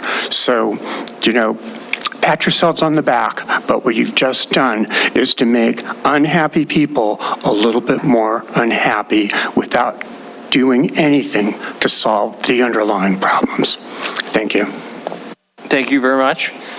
Further discussion on the amended underlying motion. Councilmember Shaw and Councilmember Purington. Thank you. I'm going to vote for this because we need zoning in place, and I just want to express that I don't agree with all the parts of this. I'm sure not everybody does, but I just do want to communicate that at least for me, I'm looking at this as a first step on this journey, and that this is an open conversation. I think that we should continue to have with the citizens of Billings. So thank you. Thank you very much, Councilmember Purington. I just have a question with the IFC codes that have not been put in place. How will that affect our ordinance? Can we just insert them whenever they come along? How does that work? And I think that's part of the zoning too.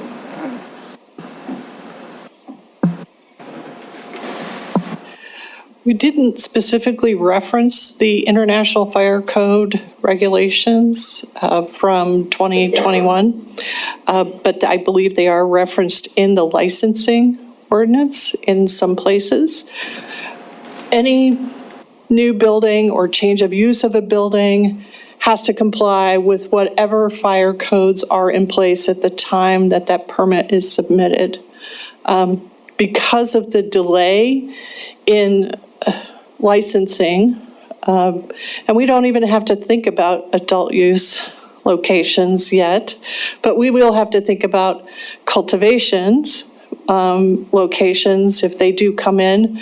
And so we're just going to have to watch those very closely and work with the applicant and the fire department to make sure that they're as protective as possible.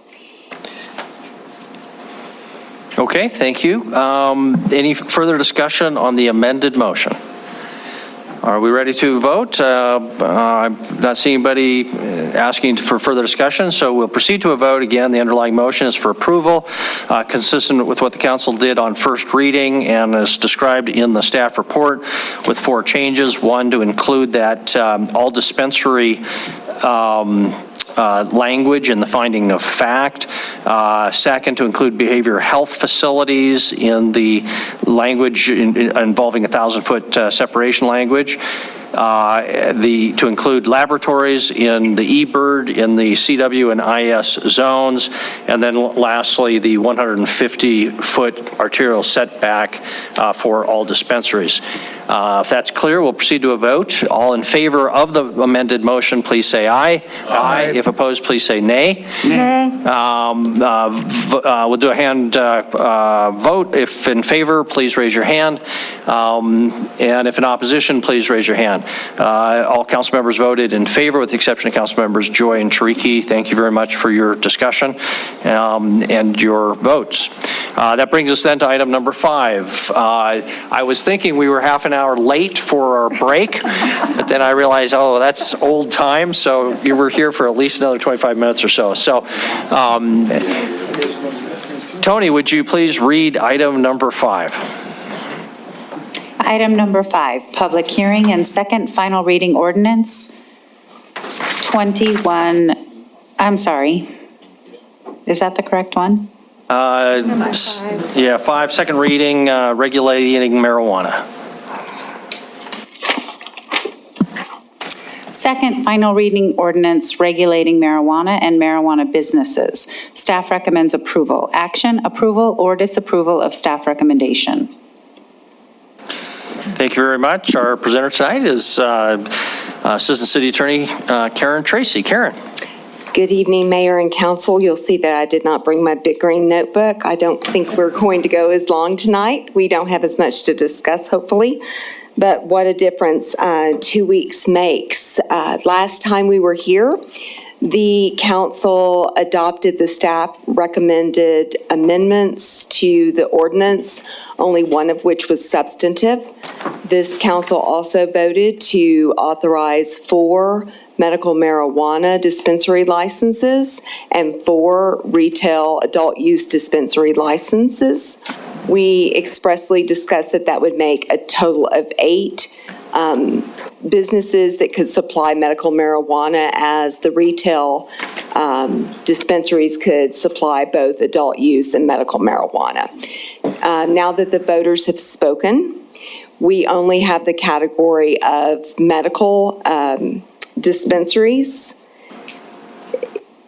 One of the, to kind of recap some of the outstanding issues, there were some comments during the open period last council meeting about perhaps trying to expedite licensing of testing laboratories. That is not being recommended by staff, and it would only, if done, would forward testing laboratories by an estimated 3 weeks.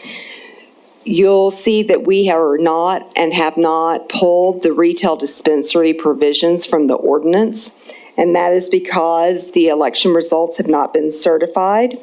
There is a period of time between when the election results take effect, which is 90 days after the election.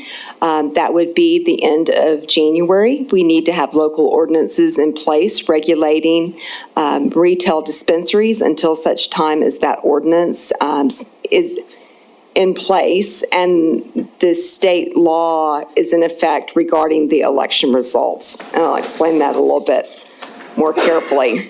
Also, we may in the future have annexations of land that contain dispensaries, and we need to make clear as to what business activities may continue and which ones may not.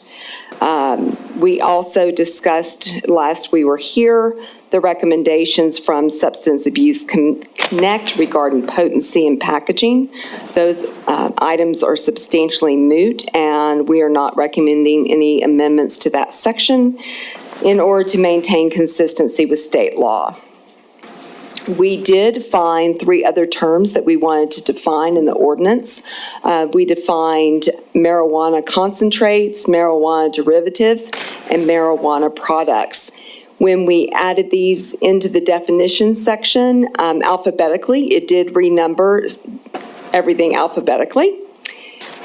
These are not substantive changes because we use the exact same definitions as contained in Chapter 16 of Montana Code Annotated. And we had already said that any definitions contained in the code would apply to the ordinance as well, unless we had a different definition or we wanted to make it clear that that definition did not apply. So these are non-substantive changes. There is nothing left that is substantive that staff is recommending be changed, which is why we're recommending adoption of the second reading. I did want to go into some of the things that we've covered before and how they impact the city of Billings. You'll remember, I'm sure, the green and red map of the state of Montana. We've seen it over and over. We actually now in Billings would be considered kind of brown, because when you mix red and green, you get brown. And we are red as it pertains to retail dispensaries. The legislature, and we discussed this back on July 6th, that the legislature gave local jurisdictions the ability to put any or all categories of marijuana businesses back to the voters, even if the voters had approved the 190 initiative. And so this was what you based the decision to ask the voters one more time whether or not they wanted to specifically exclude retail dispensaries. You'll recognize this, maybe, this slide from July 6th. If the voters vote to disallow any category of marijuana business, the city may not authorize or allow to permit the operation of that category of business. We're at a full stop on retail marijuana dispensaries. The voters have said that they do not want this within the city limits, and this council is obligated to enforce the will of the voters. This could change. The winds of change could blow once again, and at some point in time, there could be an initiative to permit those retail dispensaries. That's another reason that we want to keep those provisions about the retail dispensaries in the ordinance.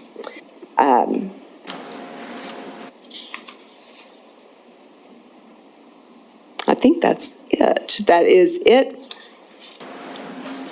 for tonight, unless you have any questions.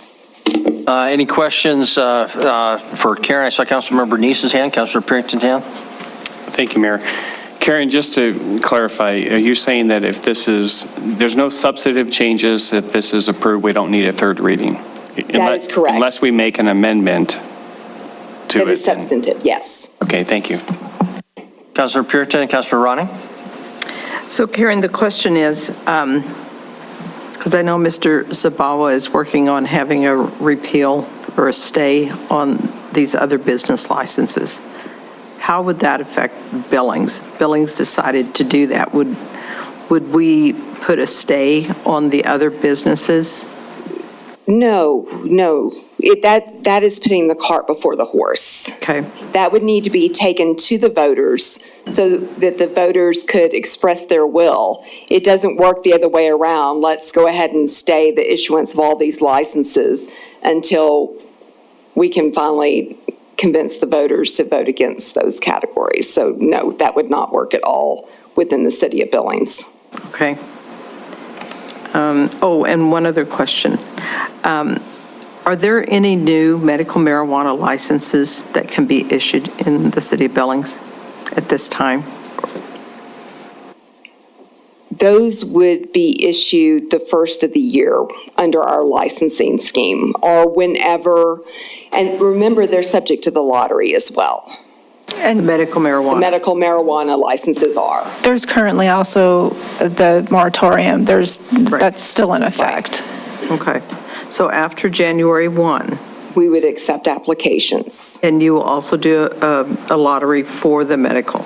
Correct. And Councilmember Purinton, this is back from just September workshop. Back when we talked about Oregon and the fact that when Oregon had like 450 medical marijuana dispensaries, and when retail was permitted in Oregon, the number of medical marijuana only dispensaries dropped to 2 for the entire state. So I suspect that as long as Yellowstone County permits retail dispensaries, it will be the more prudent business interest to take your dispensary out to the county where you can serve both populations. If, for example, we have fewer applicants than we have licenses that would be allocated, we won't have a lottery. If we have 2 qualified, well-screened medical marijuana dispensary applicants, we won't need a lottery. They would be issued the licenses. So there's all of 2 in Oregon now. Thank you. Councilor Ronnie? Thank you. So Karen, so council voted on 8 dispensaries, a total of 8, with the first reading. If I were to do an amendment that said, so voters have said no to the 4, so if I were to do amendment to say, would like to change the 4 medical to 8 medical marijuana dispensaries within the city limits, is that a substantive change? In an abundance of caution, we would treat that as a substantive change. Okay. Thank you. Thank you very much. Further questions for Karen? Do we have any further questions for Karen? Again, there is no public hearing on this item. Councilmember Shariki? I'm slightly confused by that by your last statement there. So right now in January, are we going to be issuing up to 3 medical marijuana licenses or 7? Because we were originally saying that we were going to allow 8 medical marijuana licenses. No.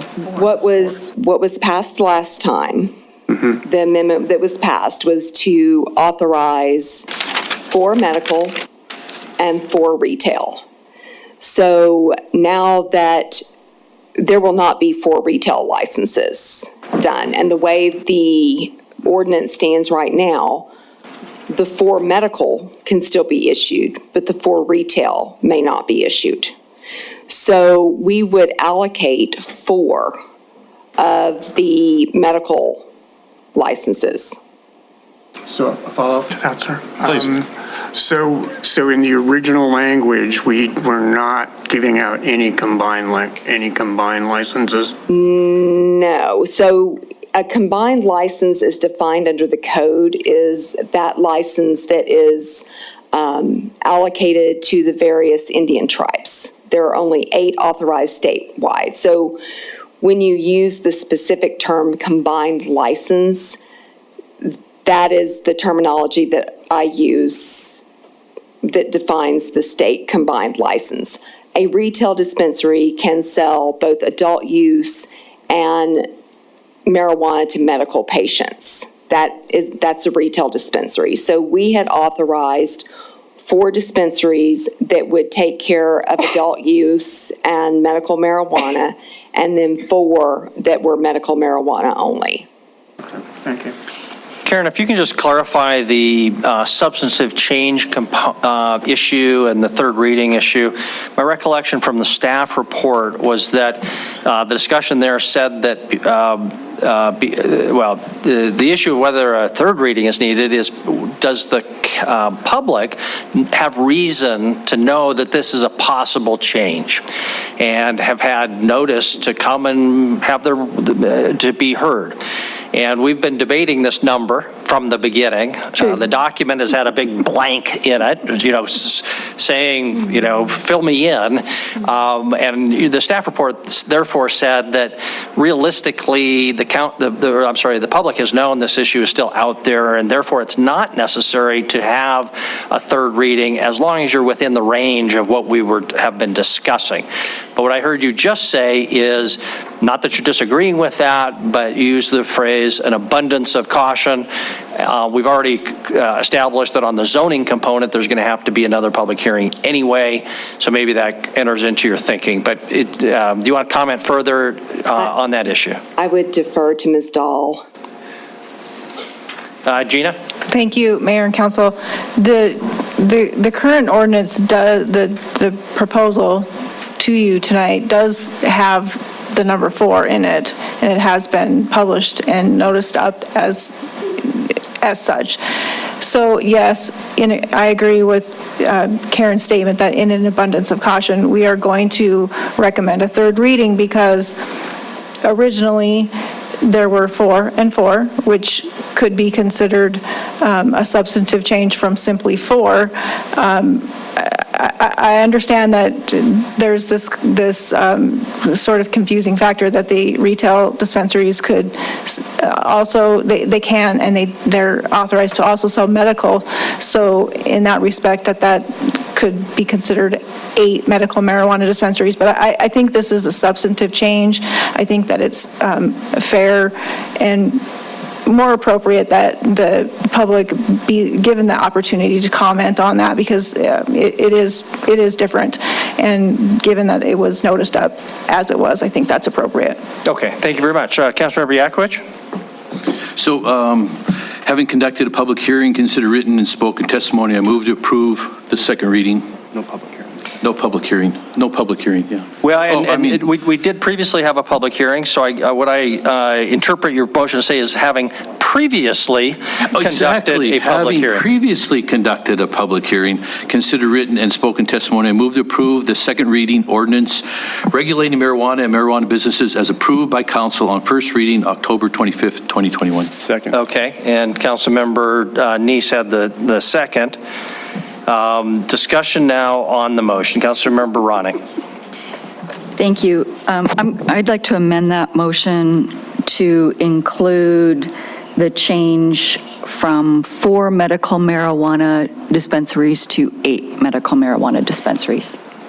Motion's made, second by Councilmember Joy. Proposed motion to amend from 4 to 8. Discussion now on the proposed amendment. Councilmember Joy, Councilmember Yakovich. Thank you. I'd like to speak to the motion. Thank you very much, Assistant Attorney Tracy. You gave us so many references, and I really did chase down and read a lot of those references. And a tremendous number of those references, while there's data still out there, there's a tremendous amount of interest and research into cannabis when it comes to the medical uses. The research is still preliminary, data is still missing, but there's a tremendous amount of energy, enthusiasm, and wanting to know more about this link between cannabis and health. And so I think that I know there are patients out there, there are people who, constituents who contact us who say, this is really important. And I think that 8, based on the experience of Oregon, if we have the possibility of 8 and they aren't all filled, fine.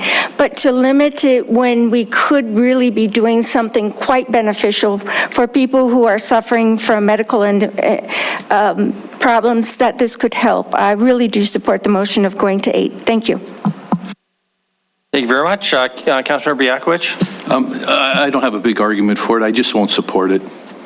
I think if we have, yeah, that's all I'll say. Thank you. Okay, thank you very much. Councilmember Ronning. Thank you. So I've been clear from the beginning that I am a supporter of medical marijuana, always have been, having been in the different dispensaries that I've been welcomed into, and thank you to all of those dispensaries that have welcomed me in. I've had the opportunity to talk with their patients, and I've witnessed people from all different professions. And those individuals that come in are battling horrendous illnesses of cancer and multiple sclerosis and glaucoma and lupus and a number of other really horrific diseases. And medical marijuana has allowed them to engage in their life where opiates have taken them out of that engagement. And I fully support medical marijuana, always have, will continue to do so, and want to offer those individuals the opportunity to continue to engage in their life within Billings. Supported it. I was against the prohibition of medical marijuana in the city limits. I still am, and I feel like this is a very healthy compromise. So thank you. Thank you very much. Further discussion on the motion to amend, Councilmember Brown? Thank you, Mayor. I'll support this. You know, I think that it's good for those that need it. It's more accessible. Now they've either got to go to the county or get it delivered and everything else. And I think limiting it down to 4, there's just no reason for that other than to just limit it to 4. We all agreed that 8 would be acceptable. And I think that I'm going to hold to that. And so I'll support it. Thank you very much. Councilmember Neese? Thank you, Mayor. I've thought about this a lot. In fact, I think you mentioned that at one point we would want to consider increasing it from the 4 sometime down the road. And I still would like to look at that, but at this time I won't support this because I think that we're in a transition period. We got 18 months. I've heard several of the medical marijuana people indicate that they would still sell recreational products. They're not a recreational dispensary, but the state allows them to sell it for the next 18 months until they get their particular license. So there's some differences of view of legally whether that is possible or not. And so during this time and period, I think I'm going to hold to the 4 for now, and then would like to see how this rolls out a little bit, and would consider looking at doing some increases down the road. Thank you very much. Councilmember Shaw? Thank you. Sorry. Karen, could you please address that issue of, my understanding was that as long as we pass this, our local ordinance, they would not be allowed to sell recreational in city limits for that 18 months. Is that correct? That is correct, and it's actually state law that is going to end up prohibiting it. And these are the slides that I had at the back that I was not able to pull up.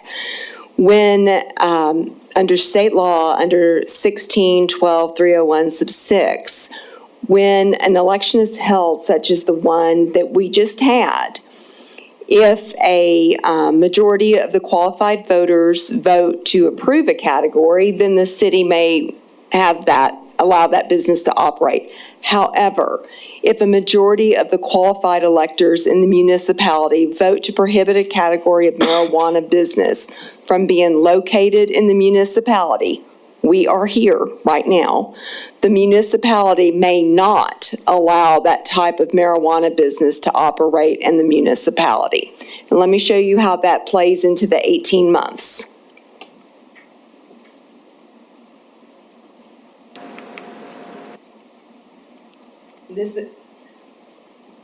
This is critically important. This other provision in 16-12-201-2B, this is what gives medical marijuana licensees the ability to sell retail. This is the provision that says you can sell it. Beginning January 1st, a former medical marijuana licensee, and that's those people who have marijuana licenses for whatever type of business, may sell marijuana and marijuana products to registered cardholders, those are your patients, at the medical tax rate for medical marijuana, and to consumers at the adult use marijuana tax rate. Under the licensee's existing license, in a jurisdiction, this is critically important, that allows for the operation of marijuana businesses pursuant to 1612-301. In other words, you have to be in a green county to be a medical marijuana licensee that can sell adult use for that 18 months. So when the voters said no retail within city limits, that closed off that 18 months. As a matter of fact, the city could not permit that. That goes back to this red light here. If the voters say nay, you can't do it. In the staff memo, you'll see that this interpretation that I just laid out for you comports with the Department of Revenue's interpretation. The question is posed on the frequently asked questions, well, will I be able to buy retail marijuana now? And it's like, if you're in a red county, no. You cannot buy that. You can still buy medical, but you cannot buy retail adult use marijuana. We're a brown county now. So our voters have said no to recreational marijuana sales within city limits. That 18 months will not happen within city limits. Okay, thank you very much. Further discussion on the motion. Councilmember Ewald. Thank you, Mayor. Throughout the city, there aren't too many businesses that have 4 or more locations, and people seem to make it to those locations to get what they need. And then another thing to consider, a lot of places where you're living in the city limits of Billings, you're way closer to a dispensary in the county. So location, I don't think is a real big issue because we got them right on the city limit borders right now. So you're not really keeping people from getting the product that they need for medical marijuana. Okay, thank you very much. I'll comment myself. I am going to oppose the motion just because 100% increase from 4 to 8 is a lot. We can always increase it later. And I'm a little concerned about what it might mean. I'd like to move incrementally. However, and also I suspect that what Karen said before is correct. The money is going to be in the recreational use, i.e. in the recreational sales in the county. And we may not even have a demand for 4, much less 8. But just to be done with it, if the motion to make it to 8 fails, I would support a motion as a compromise to 6, just to be kind of done with the issue. But that's where I'm standing. So is there further discussion on the motion before we go to a vote? Councilmember Tricky? Just 2 very quick points. I will point out that under the previous guidelines, there were going to be 8 locations where people could get medical marijuana. And I would also point out that there are currently 8 locations in Billings where you can get a Big Mac.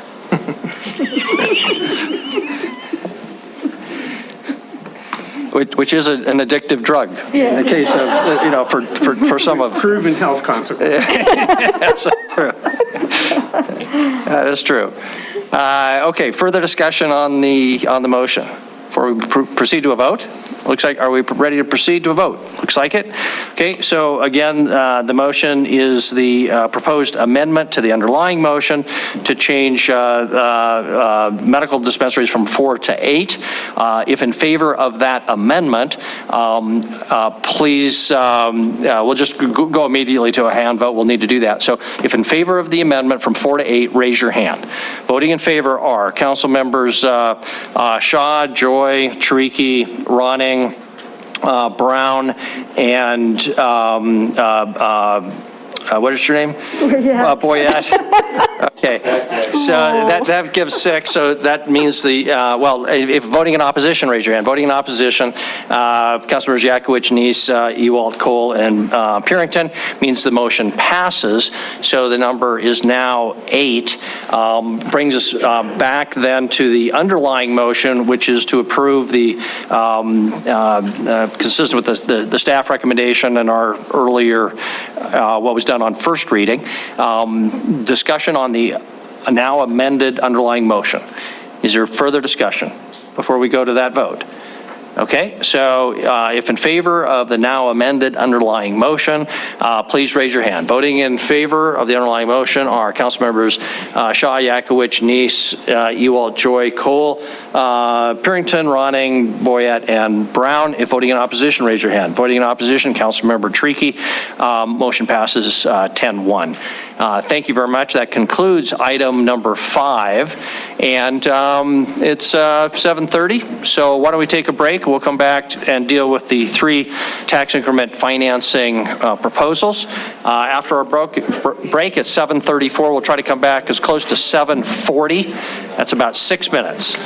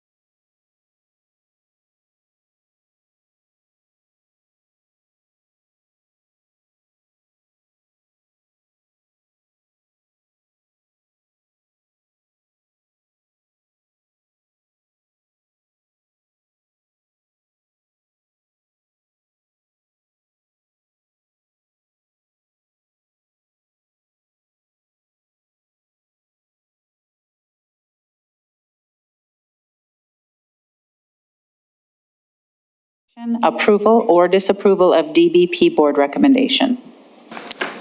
Okay, welcome back. Mehmet, you are a presenter, or Wyeth, or looks like Mehmet's there. So Mehmet, it's all yours.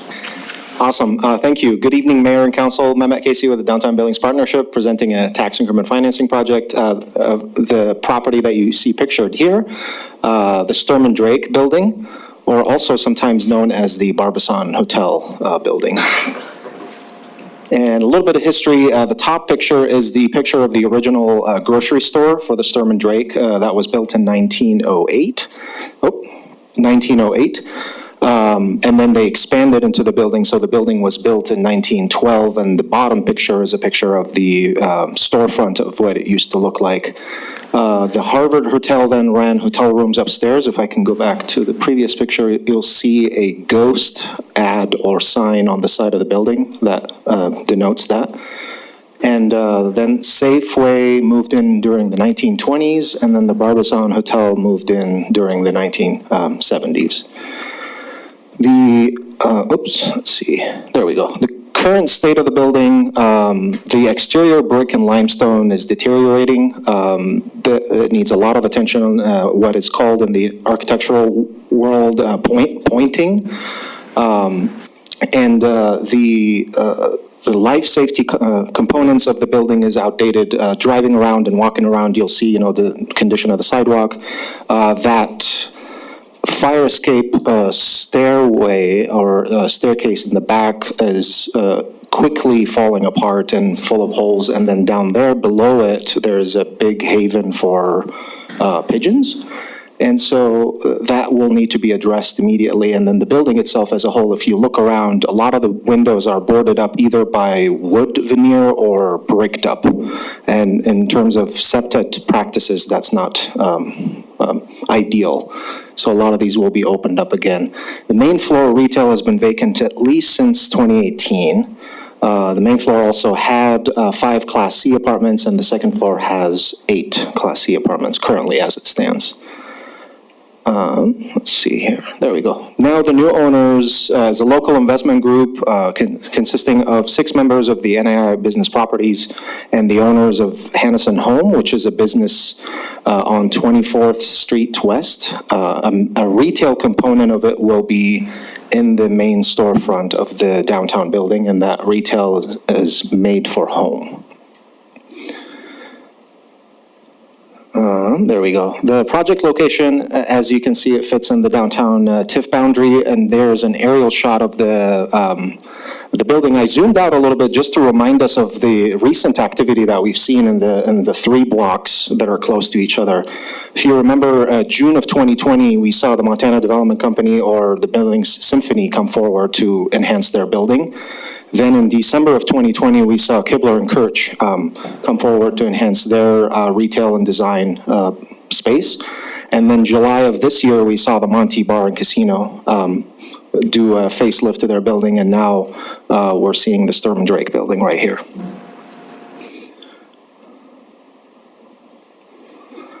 Scope of improvements is going to focus on the rehabilitation of the facade. As I mentioned, the brick and limestone needs a lot of attention. These upper windows have been blocked up by wood veneer, added lighting and cameras, and bringing this sort of glass storefront that's currently bricked up, and then improving the sidewalk, and then as well as all the windows along the alley, being able to reopen that. It's also going to include modernizing the apartments that haven't really been touched since the 70s. And of course, that retail activation that hasn't been present either.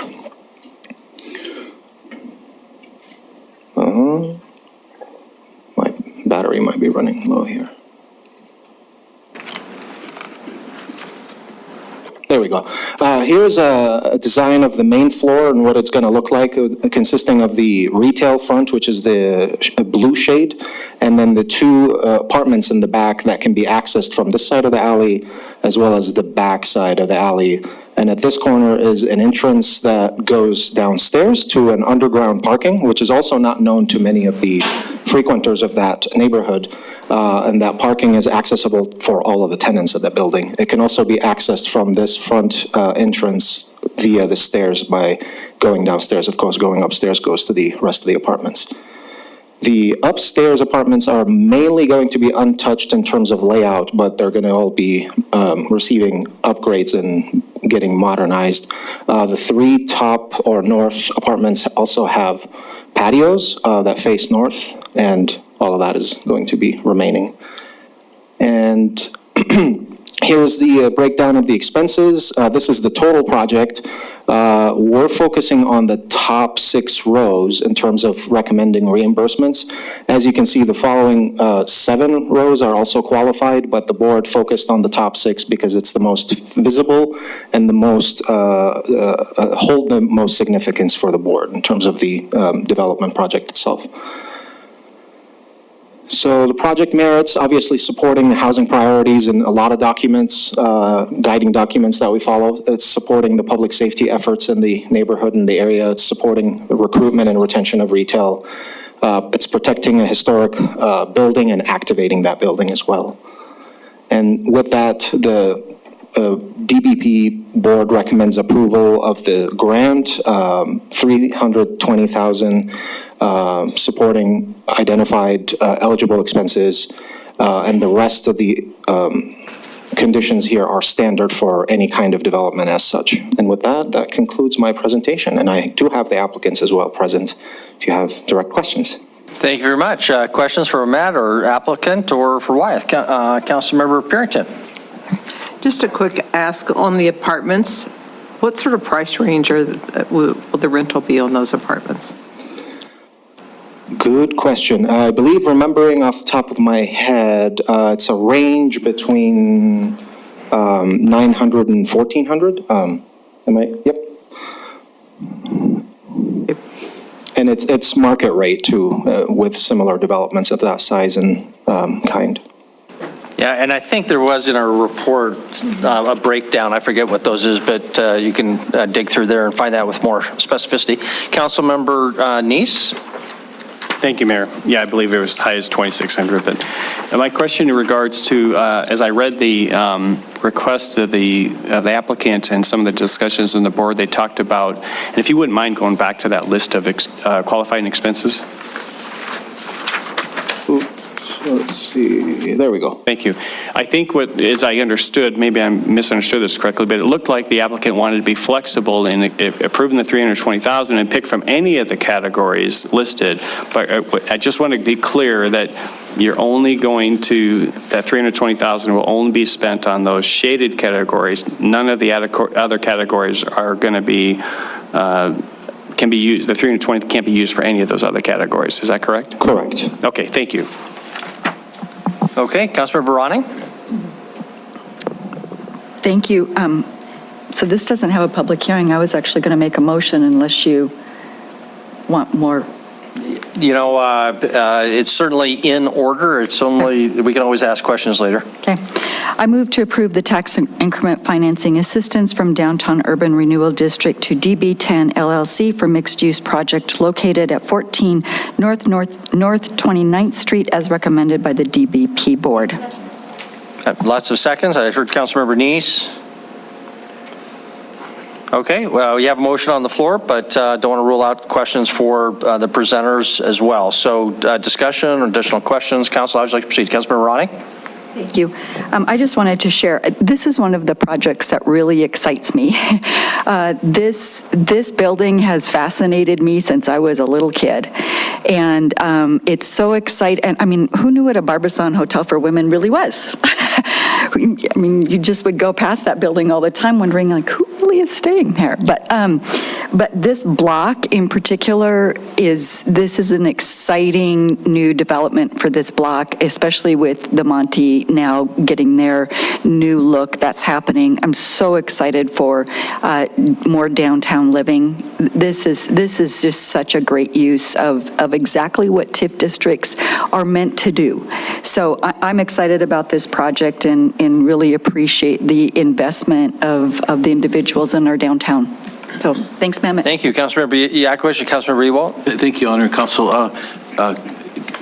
Mr. Mamet, Good to see you looking great with your bow tie. Well, thanks. I was just curious in terms of masonry, how's it seems like a lot of buildings are old downtown, and some of them have already are also on sandstone. Perhaps not this one in particular, but just curious, how's the structure of this building?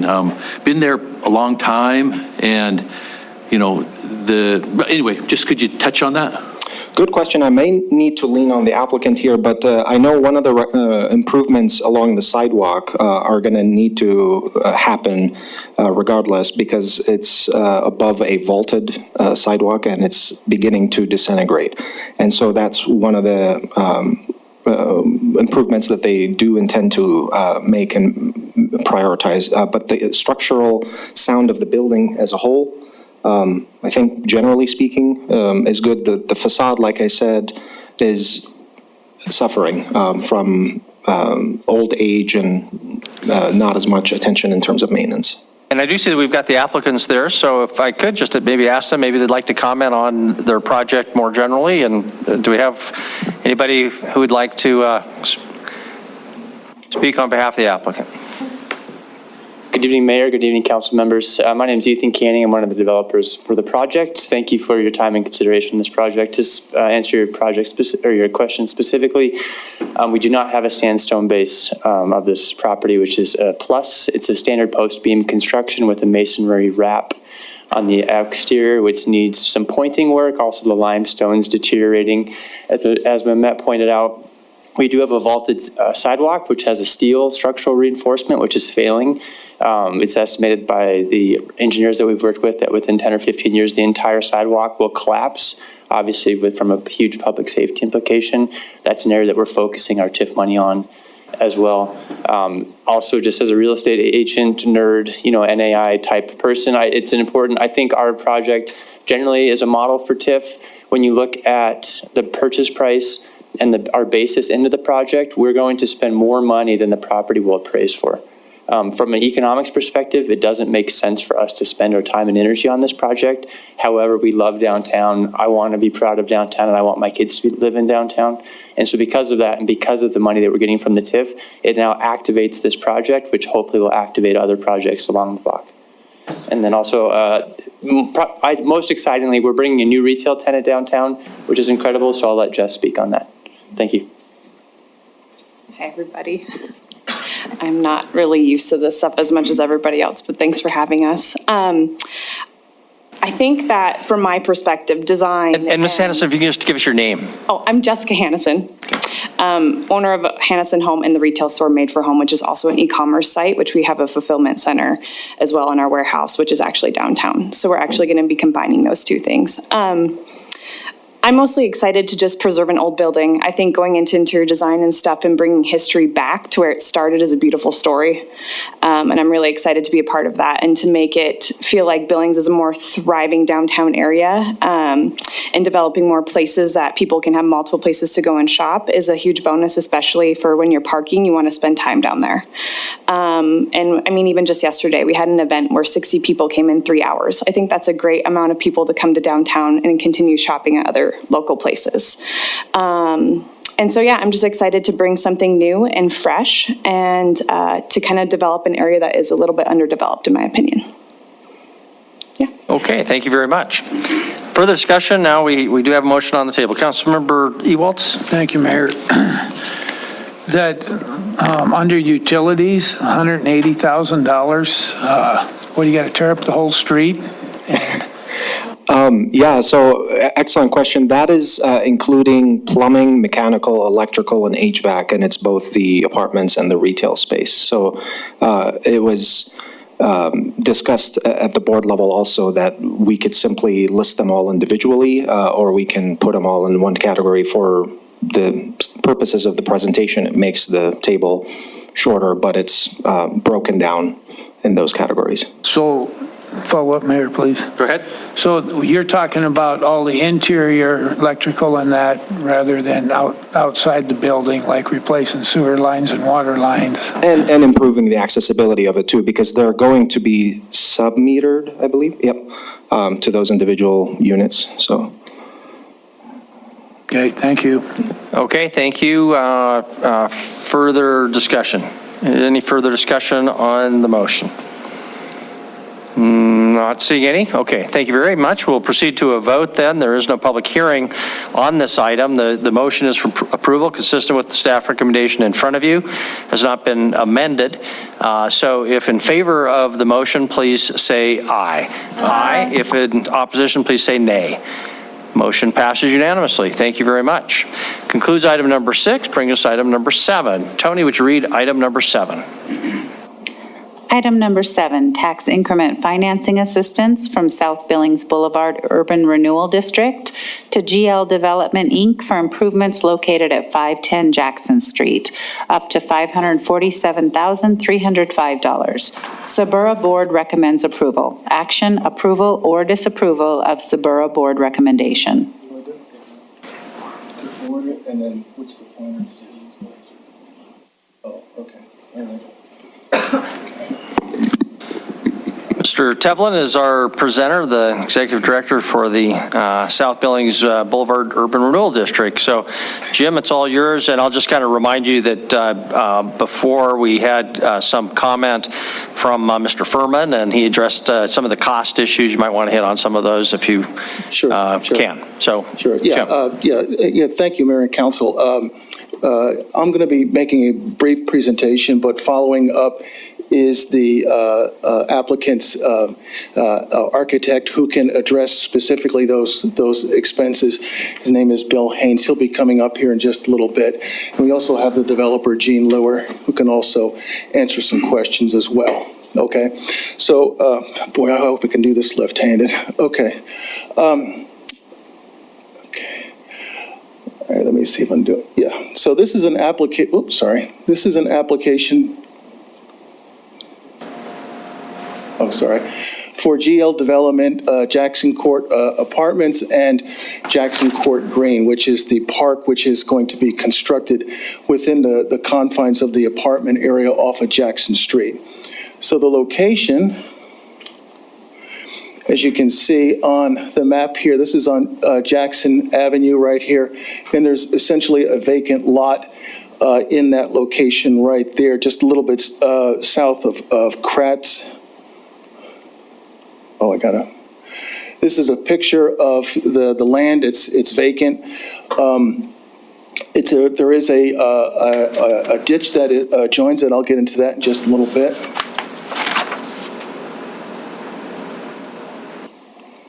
I'm not having any luck here.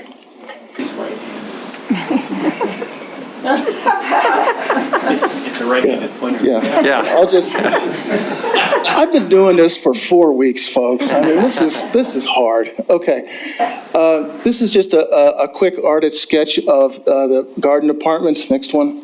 Bill is going to go into that a whole lot more detail in a little bit. Quick summary, a 7-building apartment complex for a total of 38 units, 20 one-bedroom, 12 two-bedroom, and 6 three-bedroom. This is going to be a income and rent-assisted affordable housing using low-income housing tax credits allocated from the department, the Internal Revenue Service that was awarded to GL Development. And as I said before, it's located on about 3.5 acres of land on Jackson Street, basically halfway between King Avenue East and then State Street. Go ahead, Wyatt. The total amount of the request is approximately $547,000. Go ahead. And this is the detail that we have coming up with this amount. These items here that I'm circling represent those items that are allowable under Montana Code 4288 and 4233, the total of which is $547,000, which is well below the ceiling of 16 2/3%. The total project cost is about $12.5 million. We do this type of analysis, we do this on just about every single project other than perhaps a community developing type of project, but we also look at what the payback period is. It gives you an idea as to what the investment is for the taxpayer. So what we do here is I just arbitrarily take 80% of the project cost and project that to be a increase in the taxable value, and then I apply the commercial tax rate and then the number of mills. And so what we end up getting is a payback in about 4 years, and that assumes that there's no increase in the value of the property as it goes along. That assumes that taxable value stays fixed, but generally speaking, it would go up. Go ahead, Wyeth. This is an overhead of the location. You can see here's Jackson Street right here. This red line right here represents the boundary, down here, represents the boundary of the proposed Jackson Green Park. You can see the water main, the total cost for that, and I just added this in sequentially here, is water main for about $85,000. Go ahead, Wyeth. Okay, and then the apron, the vehicle access is approximately $41,000. Go ahead, Wyeth. And then this right here, I put a big solid red boundary around this is to show this is approximately $440,000 is the cost of the public area. And you can see what's in there is you've got seating, lighting, dog park, playground, and a plaza over in here. All of this will be accessible to the public at large. There's no restrictions to it. We've got some more pictures coming up later. Go ahead, Wyeth. Just another picture here just to show the total project. One thing I want to just do a quick tangent on here. One of the things that the Sabura Board is looking at is this right here is essentially a ditch. And then this right here is if you were to extend, see my pointer out here, here comes Jackson, and it stops right here. And there is no line of sight to extending Mitchell all the way through because you'd run into the ditch. And again, this is a little bit of a tangent, but one of the items that Sabura wants to put into our CIP, not this time, but the next time, is some measure of a walking trail that would go through here and then over in this area here. Just kind of a paved type of thing. There's a lot of gates that we have to go through with respect to the ditch, and the ditch is privately owned, and then there's also utility issues and so on. But that's one of the things that we felt like would be the best thing to do. We split it out of this particular application because we didn't have enough data on it. But one of the things that, as I said, is one of the things that's definitely we have line of sight to is what I'm talking about here, is to put in a lane right here. Go ahead, Wyatt. And then questions, and let me see, Bill, why don't you come up and do what you do? Yeah, we'll hold our questions till we've heard all the presentations, so that'd be great. Bill. Good evening, my name is Bill Haynes. I'm with Collaborative Design Architects here in Billings, so thank you for your time this evening to talk about this project. So what I wanted to do after Jim's presentation is show you some pictures just to kind of give you an idea of what we're proposing for this project in the way of a public amenity. Part of it is due to the odd nature of the site is that it kind of necks down towards Jackson Street down to about a 75-foot frontage. So we really couldn't build a building there. We have to have our driveway there. So we were pretty much forced to push our buildings back from Jackson well beyond the legal setback. And so that kind of created this opportunity to create a couple public areas that are easily accessible from pedestrians off of Jackson Street. So the idea is that we would, this is a view looking back from Jackson Street towards the entry. What you see on the left is a little fenced playground area. And what you see to the right of the driveway is a sort of little dog park. And then we were proposing to do some trees and some greenery and just make this kind of a really attractive exclamation point along Jackson Street. You can advance the next one. Overall, the whole project is really, we want to be good neighbors. The design of the units are very much of a single family house nature as much as we could do in terms of it being apartment. So each apartment has its own porch, has its own separate entrance. What we're trying to create is an interior street sort of neighborhood concept that kind of matches the single family neighborhoods that surround this site. Get hit then. So here's a view of the playground area. It would have a play set, a little fenced-in area, and kind of a safe, resilient play surface to it. And then while the adults are watching their kids play, we have a few benches and then a nice paved area. We also, you'll notice that we have also included a lot of lighting on the site just to kind of make sure that this is a safe area and it's very visible from Jackson. Here's a view of the little dog park. Unfortunately, my computer software only had large white dogs. Large white dogs. I think they're yellow labs. So we will be open to all breeds of dogs. There is a therapy goat there. So we will be welcoming to the entire neighborhood to bring their dogs over and play. And again, we want to create a little plaza there for the bench, just kind of provide a little social area that neighbors can meet residents and vice versa. And then in front of one of the buildings, we want to create a little bit of a paved plaza area that could be a place where people could have a little musical gathering or like a little yard sale, that sort of thing. Just a common space where residents can go, they'll get their mail near here, the office is here, so it would be kind of monitored, but it also would be an opportunity for, neighbors to come back and socialize on this plaza. So, not a big project, 38 units. In terms of affordable housing across the entire city, it's not a huge project, but we feel that like the project before this, that lots of little steps like this are improving our neighborhoods, are improving our downtown. So thank you for the consideration for this project, and I'd be happy to answer any questions you might have. Okay, thank you very much. Any other, Gene, did you have any other comments for us?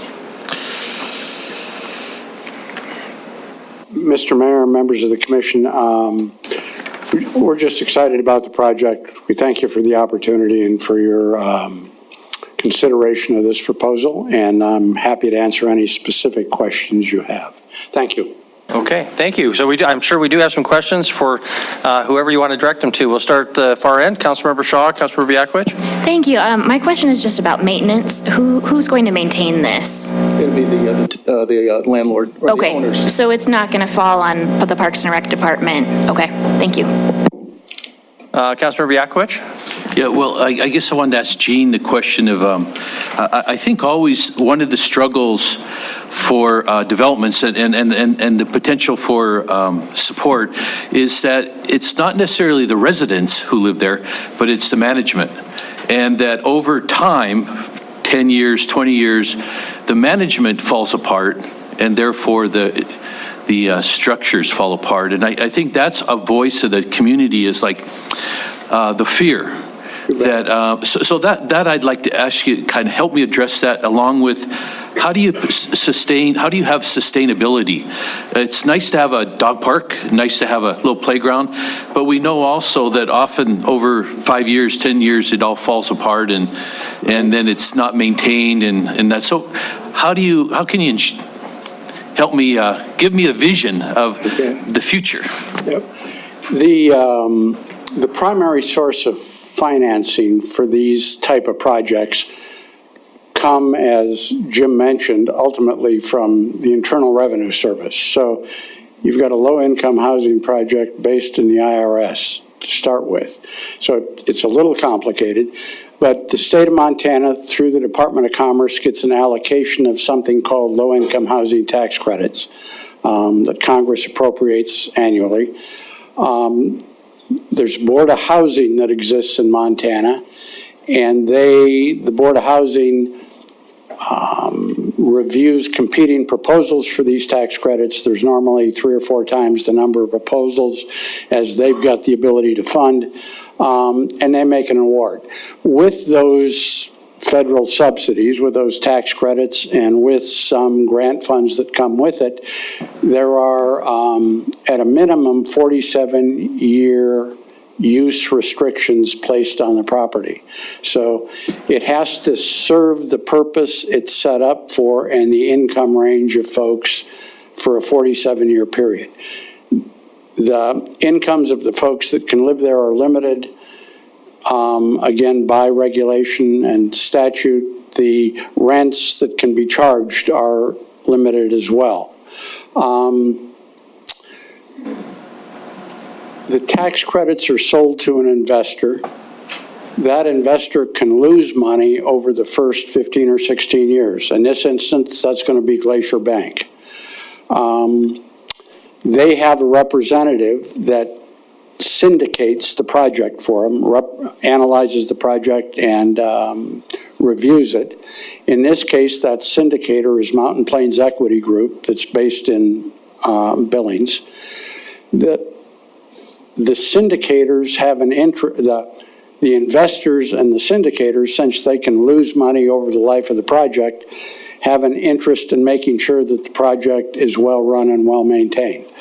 The State Department of Commerce, the Board of Housing, who allocates the tax credits, have that same interest, as do a different section of the Department of Commerce that provides some home money to the project, which is a different source of federal money. So the investors, the syndicators, the State of Montana, Department of Commerce, 2 different sections, all have an interest in making sure that these things serve a public purpose and are well run and well maintained, both from a policy perspective and from an economic perspective. So their staff review these things annually. They pay attention to them. If there are deficiencies in their upkeep or their operation, there are consequences to me as a developer for that. There's a portfolio across the state. These things started in the late 1990s. The state has, I should know off the top of my head, but I don't, hundreds of projects across the state. And I think with remarkably few exceptions, they are well maintained and run for an extended period of time. I won't be there for the next 47 years, but there will be a partnership and a set of corporations that are. The management company that's going to do the eligibility, the certification, provide the staff that does cuts the grass, changes the light bulbs, and does the maintenance is HDA Management, also located in Billings, who do a variety of these types of projects. So, I think there's a pretty robust section or set of reviews and compliance requirements behind this thing that to this date across the state has provided sufficient assurances that those things are well run. Okay, thank you very much. Related to that is, in addition to the concern about a project going downhill some years, is that it starts substandard relative to the neighborhood. So the question, Gene, is about how much will each one of these units cost? What will be the per unit average versus how does that compare to the surrounding neighborhood? I mean, Mr. Mayor, the cost has gone up a lot in the last year and a half, just with the results of COVID. The Board of Housing has a limit on all-in costs of $320,000 a unit is their cap, given all the requirements. This project will be right about that cap on a per-unit basis. Okay, thank you very much. I saw some other hands down here. Councilmember Purington, Boyette. Thank you. I don't know who the question's for, but I do have one for you, Jean. The park that you're planning on putting into this development, you have several other developments, I think, throughout the state. Do you have this type of a park? We've not done one with a TIF project or a park with the city. I mean, this is a first one. We've got other projects that have similar amenities and playgrounds. We don't have a dog park, but we've got, most of them have playgrounds, little playgrounds for kids, for younger kids. So no, I mean, this is really the first one that tries to integrate it into the community a little more. As Bill Haynes indicated, the site kind of lends itself to it. And from my perspective, I think what we're going to do can present some advantages to the surrounding community. I understand the fears. I understand the nervousness. The other projects I've done, that fear and nervousness is there as well. Okay, Mr. Mayor. Sure, and then Councilmember Boyette and Ronning. So with this, the park area, I'm struggling with it a bit. Yeah, it's nice, but it's also open to the public. Yes. So you've got a park area there, and you also have a dog park there. So if it's open to the public, to me, that means public restrooms, possibly. And so I'm struggling with that aspect of having a public park that the development will maintain. I get that, but just a block and a half, I guess that'd be west of there, you have a full-blown park. I mean, from my perspective, and Bill or Jim can correct me if I'm off base, the ground, the facilities will be owned by the partnership that owns the units. The access, that portion of the lot, by design and by some of the amenities we hope to put in it, would invite and encourage public use of those spaces. But that's as well as I can say it. Thank you, Councilmember Boyette and Ronning. Thank you, Mayor. For Jim, maybe you got a minute? We've talked several times about on the south side of that property is a street called Mitchell. Mm-hmm. It's a dedicated street that's gravel and dirt. And when this property came up a couple of years ago, the neighbors said they didn't want Mitchell to go through and they didn't want it paved, which would, not everybody would have to go out on Jackson. Have you ever thought about paving part of that to go all the way to Hillview so there'd be another access out of that property? That's a great question in terms, I think that would probably be better directed, at Public Works. I know that there are some impediments as to what we can and can't do, and this is strictly offhand. I don't know this for sure, I'm being honest with you, is that there are some impediments that would preclude how far you could put a street in there. Based on my discussions, and I'm not 100% sure about this, but I believe that the ditch and the land there does not allow Mitchell to go all the way through. But I can find out. That's what I'm saying. I don't know for sure, but I can find out, Council Member. Okay, Councilor Ronning, Councilor Brown. Thank you. So two things. One is, Jim, just to address, and my apologies, I've forgotten your name, but I think your first name was Frank. Okay, good. Yeah. Frank Berman, maybe? Oh, yay. Frank. So just to address some of his concerns that he shared, so you're giving us the projected amounts, but the reimbursable amounts come with receipts. So those are the projected amounts, but they may or may not exactly be those numbers. No, it's an up to amount, right. And, I hope Frank is right, is that some of these are high and they actually come in lower. That means there's less TIF money. But think of it this way, in a high-powered sense, is almost like if you go on a travel trip and you have to have receipts for everything. Yeah. It's the same thing. Yeah, exactly. Yeah, exactly. So I just wanted to clarify that because I don't think that was addressed yet. But it was. I'm glad that he pointed it out because that gives us something to look at when it comes to reimbursement time, is that may be a good question. Why is this so high, so on. Yeah, absolutely. So this is, again, a project that I think is really wonderful. And when we talk about low-income individuals and families, they've got so many big mountains to climb already. Having amenities like a park and a dog park, I just think is so wonderful. We oftentimes think that people of low income shouldn't have nice things. And that's just mind-boggling to me, that these are things that every level of financial income should be able to enjoy and appreciate and have right near their home.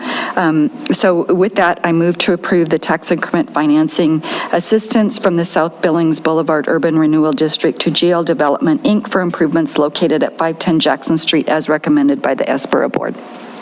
Thank you. Second by Councilmember Shaw. Motion is for approval consistent with the staff recommendation. Now, discussion on the motion. Councilmember Brown. Well, I still have a question, I think, and maybe two, and Jim, you could probably answer these. One is, I think this is a great idea. I like it. But in reality, did you guys visit with the neighbors, everything else? Is anybody actually going to use this public park? And let me give you the second one right now, and I'll be done. Okay. The second question that I've got is, if something were to happen to where it was over you, I mean, a lot of people started using it, everything else, and the property owners say, we can't do this anymore, we gotta, how does that work if these are TIF funds that put this together? Is that a repayment? Is that has to be available for X number of years regardless? How does that work? Well, a great question. Okay, in terms of who would use it and how much, there's a little bit of speculating, as Gene had said, is that this is kind of a new one on him. But, we do feel like when everything is said and done, roughly half of the occupants in there are probably going to be retired people, and may not be able to walk over to Optimus Park, and so they have some place that's closer for their dogs and so on. And that's after it settles out for a while, on a longer term basis. So in terms of who uses it, that's going to be actually up to I would suspect, if I was to guess, I would say the lion's share might be the people there in the community, but it wouldn't preclude other folks from hosting events there too. And I guess the one thing that Gene is trying to promote here is a connection with the neighborhood. What he doesn't want is just this area here that people can't come in. They want to invite people that live there to be part of the neighborhood. Now, as far as, down the road, let's say everything goes completely kaput, like you're saying, is there some kind of a clawback or something like that? The answer is, I don't know. In terms of TIF dollars, that's a question that's never been posed to me before. But I would imagine that could be spelled out in the development agreement, at least specify a certain number of years, and that could be part of that discussion. Okay, thank you. Speaking of the development agreement, I'm going to pose a question for our city attorney. Gina, do all the three proposed conditions are execution of the development agreement and then two other standard standard conditions. Nothing in the condition says that development agreement come back to us for final approval, but is that the expectation here? Or if this passes, am I being authorized to sign an agreement that the council has never reviewed?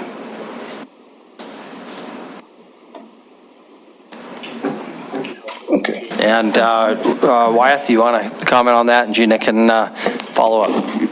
Yes, thank you, Mayor and Council. So the way these development agreements, and this isn't unusual for this project, the one you just approved for the downtown is the same. There's a template of the development agreements that's been established and actually reviewed with city legal in the past, so everybody knows what's contained in that. Those three conditions are also standard. So the expectation is that if the application is approved tonight, that then moves the process to get the development agreement completed forward, and it does not come back to the council for further action beyond the action tonight to approve, to execute, and enter that agreement. Okay. And we've had multiple, this has happened, I mean, wouldn't be new. This has been done. I'd have to go back and look at how many applications, but we had review through city legal a couple of years ago to set that up. Okay, and just to be absolutely clear, though, that development agreement will have that promise of public access in it. Correct, yes, Mayor, and that's something specifically that's called out in your memo, and I noted this in an email this afternoon as well, but we've had a similar type of language and sort of situation when First Interstate Bank's Operations Center was funded with some tax increment funds. In that development agreement, they had the parking lot that was supposed to be open for public access at certain times for use at North Park, as well as their internal public meeting space, and there was language spelled out in that development agreement that said when that was possible. It did have some, to Councilmember Brown's question, it did have some caveats there, like for maintenance and things, where you could say, okay, wait, we're fixing something, so there could be times when the public wasn't able to be in there while they were doing maintenance and things like that. So it would have some similar characteristics. Okay, thank you, Councilor Boyette. Councilor Bernice? So Wyatt, can I ask you another question? I've seen a lot of subdivisions where there's one entrance, but there's always a back entrance that is either locked and the fire trucks can run through it. Is there any other access to this other than just the one off of Jackson? Yeah, Councilmember Boyette, Mayor and Council, I guess I would say this site plan and all is under review right now through master site plan process with the city. And so fire engineering, building planning, everyone is reviewing it. So I can't say that it's exactly as you see here, because you're absolutely right. Fire is looking at it for access and circulation. And so that's going to have to be determined whether this meets their requirements and access. There are alleys on two sides. So yeah, so that's in the process right now. Yeah.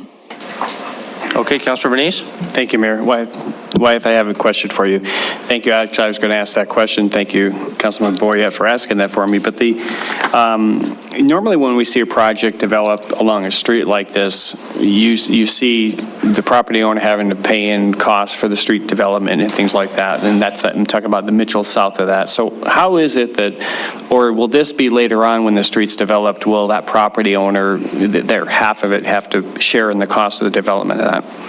Councilmember Bernice and Mayor and Council, I did visit very briefly before the meeting with our Public Works Director, Debbie Melling, and yeah, my understanding, and again, right now, if that street is not needed for access now for this project, and the property currently to the south does not access it as their primary access, to your point, if in the future that street was constructed, there would be, they would approach it through an SID, and then the property owners would contribute.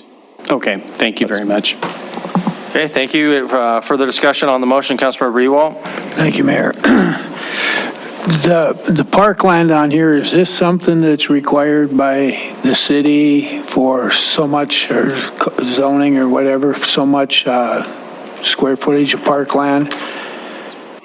One more time. Parkland on this that we're talking about, is that because the city says you have to have this much park space in this development of 3.6 acres? Councilmember Ewald and Mayor and Council, no, this does not have any requirements for parkland given the acreage and the zoning. This parkland proposal was brought forward by the developer, as has been talked about, to fit in and have in sort of integration with the neighborhood.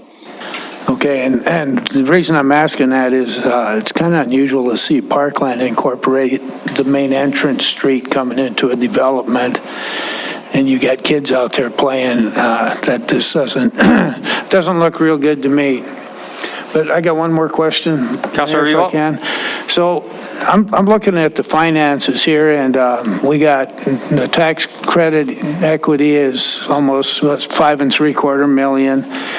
You got ARPA at 2 million, other sources at 2.25 million, and then I think I just heard tonight where this home program is another federal program at almost $1 million. So we're looking at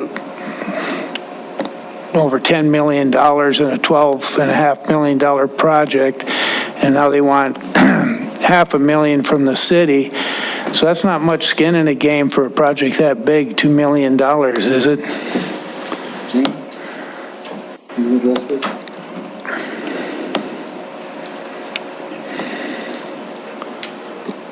Councilman, you're right about the numbers. Again, we think the opportunity's there to do something we wouldn't normally do that would integrate it into the community. The rest of the financing is in place at this point, and, you know, we're going to move forward with the project. It'd look a little different without this, but, you know, given the opportunity and, you know, in discussions with Jim, we decided to make the request, so. And a follow-up, please, Mayor. Councilor And these are all rental properties, are they? Yes. Okay, and you privately own it, and you benefit from it in payments. And I don't begrudge anybody that wants to stick their neck out to make money. I think that's a great thing. I think this project is really great, but I just can't see giving you another $500,000 when you got as much government money going into it already as you have. So I will not be supporting this motion. Thank you very much. Councilmember Joy, Councilmember Yakovich. Thank you, Mayor and Council. Maybe you can address this. It's sort of, are you going to profit from this project at all? Yes. I'll profit from it, and I'll offer a bunch of guarantees on money, and if it goes south, I'll pay a bunch of money. But there's, in terms of the ongoing operation, there's a limit that's possible to receive from it of 12%. It's limited by, again, the IRS regulations and the state folks, of 12% of the rent receipts per year.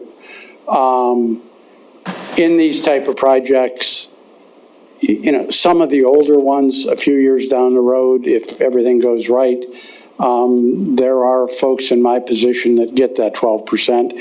I've got projects where I've not yet received any money on that 12%. So from an ongoing operations standpoint, one of the reasons I do them is to make money. There's a developer fee up front that's in addition to that, you know, the banks, the lenders, the syndicators, put a restriction on part of it or an ability to recapture that. So, yeah, there's money in it. A follow-up. Please. Thank you. I just have one follow-up question. Are you limited in how much you can charge rent? Because you were talking about the conditions of receiving the funds from the state and through Department of Revenue and various federal agencies. Is there a limit? Are there parameters to how much you can charge rent in so much as it has to stay at a certain income level in terms of the people that can live there? Thank you. Yeah, there's two halves to that question. The incomes of the folks that live there are capped at certain levels by federal regulations. The amount of rent we can charge for those income limits and by the type of units are also limited by federal regulations. Thank you. Thank you. Councilmember Yakovich. All right, I don't have a question for you, Gene. Okay. But you're very reputable to me. You look very reputable. And Frank, thanks for being here too. You asked some great questions, and cost is always a challenge, right? I'm always sometimes we're accused of being, we just spend our money, but often we are relied upon committees to give us recommendations, and then how it's done is all done properly. I just wanted to support the motion because we have a lot that's now a staging ground for a bunch of dirt. So for sure, then that's been a big hassle for Mr. Frank here, and that's another story in itself, but that impact in that area is pretty big. So what I'm looking at is this area provides more security. I do like the idea one way in, one way out, who's there, who comes. The other part is lighting. That lighting will, and I believe how I see it is discrete lighting where it's not just going to light up the whole place, but another neighbor down the road wants us to do more lighting down on Jackson. So I think that's a plus. There's more, I do have more confidence with what Gene said about development, because that's a real issue, as you asked, Mr. Brown, about the community. They want it to be secure. They want it to be there for a long time. And Patty Webster, who does housing on the other side of Jackson, does a great job. They do a great job on that side, so I'm hoping that they would do the same here. And the playground idea is really, obviously it's a big one, even for our city, right? We're always scrimping how to pay for the parks. I like what Mrs. Councilmember Ronnie is saying, that why not try it and give people a chance and to maintain it. I would like to give a plug for the Optimists, because they do provide free playgrounds. So that could be an idea where you could save some money by, the Optimists would throw in a free playground in that area. And Mr. Cromley, who was our last other city councilman before us, actually put in a lot of playgrounds like yours for free. So that might be a bonus. And boy, if you came back, Gene, with that, you would even get maybe more of a smile from us. So thank you. Okay, thank you very much. Any other discussion on the motion? Councilmember Purington. Yeah, I was trying to find it. Jim, what is the tax revenue from this project? It would be taxed at the commercial, if I'm understanding your question correctly. You had it on there, so I was just trying to, and that's fine. Okay, can you? But I was just trying to say it again. Okay. So it'd be 131. Yeah. So what I did is and again, this is just kind of a routine calculation that I do, is I take the total project cost, and then I take an arbitrary 80% of that, because not every dollar is going to result in increase in tax value, and then commercial rate is about 1.89. I don't know if it's changed, and then you take the number of mills, and so then ultimately end up with a payback period of a little more than 4 years. The rule of thumb is that for every $1 million of increased tax value, the increment, generally speaking, is around $13,000 to $14,000. Thank you. Just to follow up, Mr. Mayor. Go ahead. And I do like this project. I think it's good. I think it would enhance the neighborhood a great deal. And my concern about the park isn't that these people don't deserve a park. It's just that, having said here and listened to all the discussion on parks, is that parks are expensive to maintain. And so that's, with this being your first time round with a park, there's a concern for me. As I think for you, it would be a concern as well. So I will vote in favor of this. I'm hoping that a lot of the neighbors' concerns that were here almost a year ago, that those have been addressed, and I hope that they, winds up being a great addition. And that's what I'm hoping for. Thank you very much. Councilmember Joy Neeson-Shaw. Thank you, Mayor and Council, and I support this. This is affordable housing. This is something that I think we're up to 8,000 people waiting on the list for Section 8 housing. Gosh, I mean, what are we waiting for? There's a line, thousands of people out there waiting for opportunities for affordable housing. So I absolutely will support this, and I wish you the best of luck. Thank you. Thank you, Councilmember Bernice. Thank you, Mayor. When we saw this project kind of early on, I liked the idea of getting this developed, and one of the things I appreciated about it was taking care of something along Mitchell and the trail. We know the kids are walking through there and stuff. So I appreciate you bringing that into the fact, even though it's not included in this project, that you'll be addressing that. I look forward to seeing that coming back. I agree with Councilwoman Joy that this is good for the city. We need affordable housing, and this is going to add to it. And, you know, $500,000 is a lot of money, but, you know, just as that number says there's a lot of money going in this community. It's going to increase the taxable value. It will be paid back soon. So I'm not concerned about that. So thank you. I think this is going to help the city. And so, yeah, I will support this. Thank you very much. Councilmember Shaw? Thank you. I was going to call the question, but if I'm the last one, I'll just make a quick comment, which is that I would love to see some public art in that kind of community courtyard space that you guys have planned. I think that would be just a really great addition. Okay, thank you very much. I think we're ready to vote. Personally, I'm glad to see this 4.1-year payback. I've never seen anything quite that short. Councilmember Ewald's comments, this is really a government project. It is a huge amount of subsidy, there's no doubt about it, but it's a 47-year supply of affordable housing, and that's the price that you pay when you have that kind of requirement. And the good side of that is we're going to be able to convert those government dollars into tax-paying, increment-generating dollars for the Suburra, and after that 4-point-whatever-year period, it'll be adding to the increment. So that's a great return for the neighborhood. So, okay, if we're ready to vote, the motion is for approval, consistent with the staff recommendation. Those in favor, please say aye. Aye. If opposed, say nay. Motion passes with Councilmember Ewald voting in the opposition, all other council members voting in favor. Thank you very much. Brings us to item number 8. Tony, would you read item number 8, please? Tax increment financing assistance from South Billings Boulevard Urban Renewal District to Ole Rentals, LLC, doing business as Taco John's, for improvements located at 4720 King Avenue East, up to $123,898. Suburra Board recommends approval. Action, approval or disapproval of Suburra Board recommendation. Okay, here's round 2, and this is real easy because all I have to do is just tell. Well, I have to hit the next slide. Okay, go ahead, next slide. Okay, we're talking Ole Rentals LLC. That is a subsidiary of Pentex Restaurant Group out of Fargo, North Dakota. With us today is Brett Itterman. He is the CEO of Pentex Restaurant Group. It's the leading franchisee for Taco John's and Who Hot Mongolian Grill. And the amount of their request is $182,191.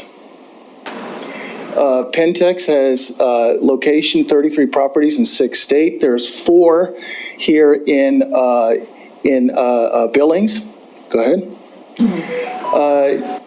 I can go through these very quickly. The Pentex Restaurant Group acquired the existing Taco John's in 2014. They reinvested $500,000 upon their acquisition in 2015.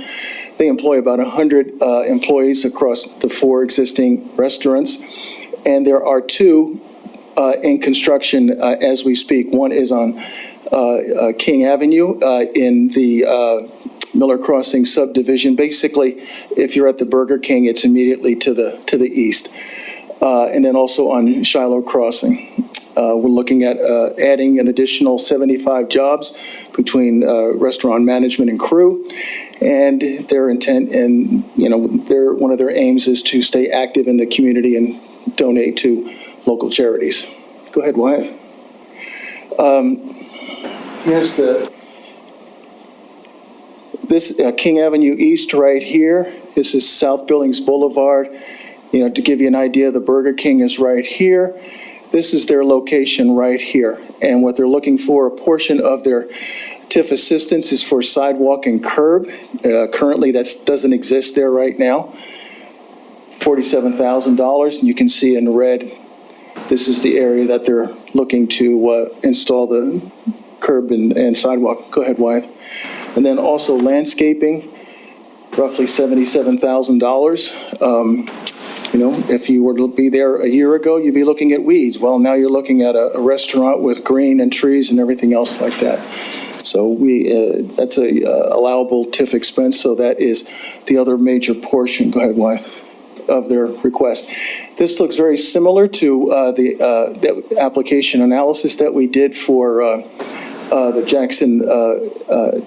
Jackson Court application. You can see the allowable TIF expenditures. You've got landscaping, building, and site work. Our board has elected to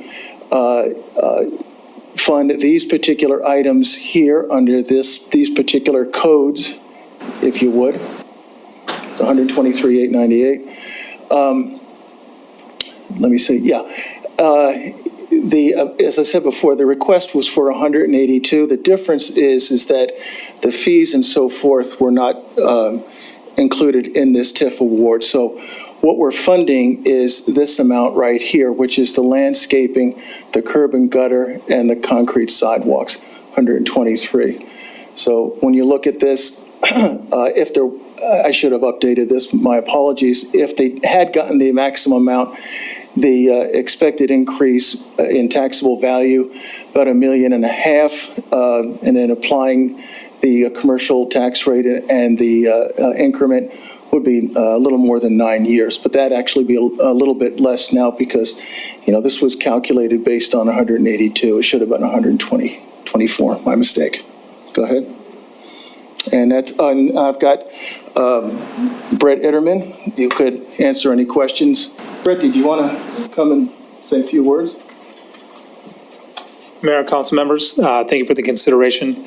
As he said, we've been active in the community since 2014. We're excited at the opportunity to expand and add to our presence here and the people that we employ. And with Jim's help, thank you for your consideration on the application.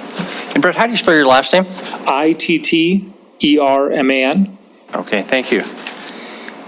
Okay, questions for staff or is it Brett or Brent? Brett. Sorry. Okay, Councilor Biakovich? Thank you, Honor, and thank you for being here. I actually have a question maybe for Mr. Friday, though. Frank brought up a great question, and it alludes to this one, too, is that in cost, Mr. Friday, when we give people money through the proper channel, do we ask them, this part cost, $100,000 and it only costs $50,000. I mean, does somebody look over the books? And I don't know if Jim does or you do, Mr. Friday, but to make sure that what the cost is fair. Councilmember Yakowicz, Mayor and Council. So yeah, first of all, the projects, when they're first submitted, they're obviously providing, they're working off estimates of what they think at that time the costs are going to be. The way the awards, these are set up is, and Jim, I think, mentioned it earlier, that it's basically the maximum is what you approved tonight, the 123,000 is the maximum. When they complete their project, those pieces, they have to come back and actually City Finance, Mr. Zeller and I both, and Jim first, see what, they say this is what it costs to actually do it. It could be less or it can't be more. So it's either that amount or less based on their actual receipts for what they did, that we look at all that before reimbursement is provided. So that's kind of the process with these based on that being the maximum. And that's also why the concern that I think it was mentioned with the downtown project is it has to be we have to be specific about what items are being identified for the application and what the reimbursement is. So we know exactly when they come back, yeah, this is what it was that you were working on. So thank you. Wyatt, if I can just follow up on that though, but my understanding, correct me if I'm wrong, is that we are authorizing with these one maximum dollar amount, not 6 capped subsections, so that if one subsection is less than predicted, but another is higher than predicted, that's okay, as long as the final total does not exceed the approved amount. So we're approving one maximum amount, not 6 elements that each one has to be proven to have come in underneath the predicted maximum. Is that correct? Correct. Yeah, I guess the point was, Mayor and Council, that if one of those items they come in and it's 45,000 instead of 50, then that's how much, then that's what you get for that receipt that you've spent, for sidewalk, it was 45 instead of 50. So I guess if that's making sense, that's the piece that they're saying that it cost them that much to complete. So if it's less than that, then the total amount that you're saying, the 123 could be 120 or 115. Okay, but sorry, I have to come back to this. So your example was one sub-item was 5,000 less than predicted. Can you use that as a credit if another item is 5,000 more than predicted? Because what we're approving is one overall cap, not 6 sub-elements.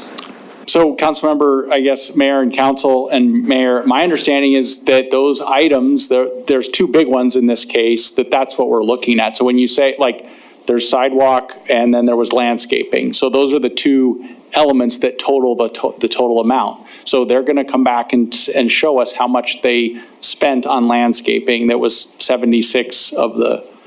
So I guess I'm not. Maybe we're disagreeing. I guess we're looking at those items and saying this is how much it cost. Okay. Yeah, so the total up to the maximum amount of the award. But so But each one of those sub items must come in underneath the predicted amount or at the predicted amount. You don't get a credit if you come in at less. It doesn't apply to the X. Chris Kukulski wants to weigh in on this. I think the answer to your question, Mayor, is you are approving not to exceed bottom line. Now, Wyatt's point is we don't just move around numbers because they saved some money over here and, okay, go ahead and add these other things on. It's actually got to be proven out that if we were under on 5 and over on 5 somewhere else, it was legitimately, they were receipts, they were the things that were approved, and they meet the intent of what was approved by the board. So, Chris, I am confused. Are you saying that a $5,000 amount that is less than predicted transfers as a credit to give you a 5,000 overage as long as, and you're okay, as long as the total in this case does not exceed 123,000 and change?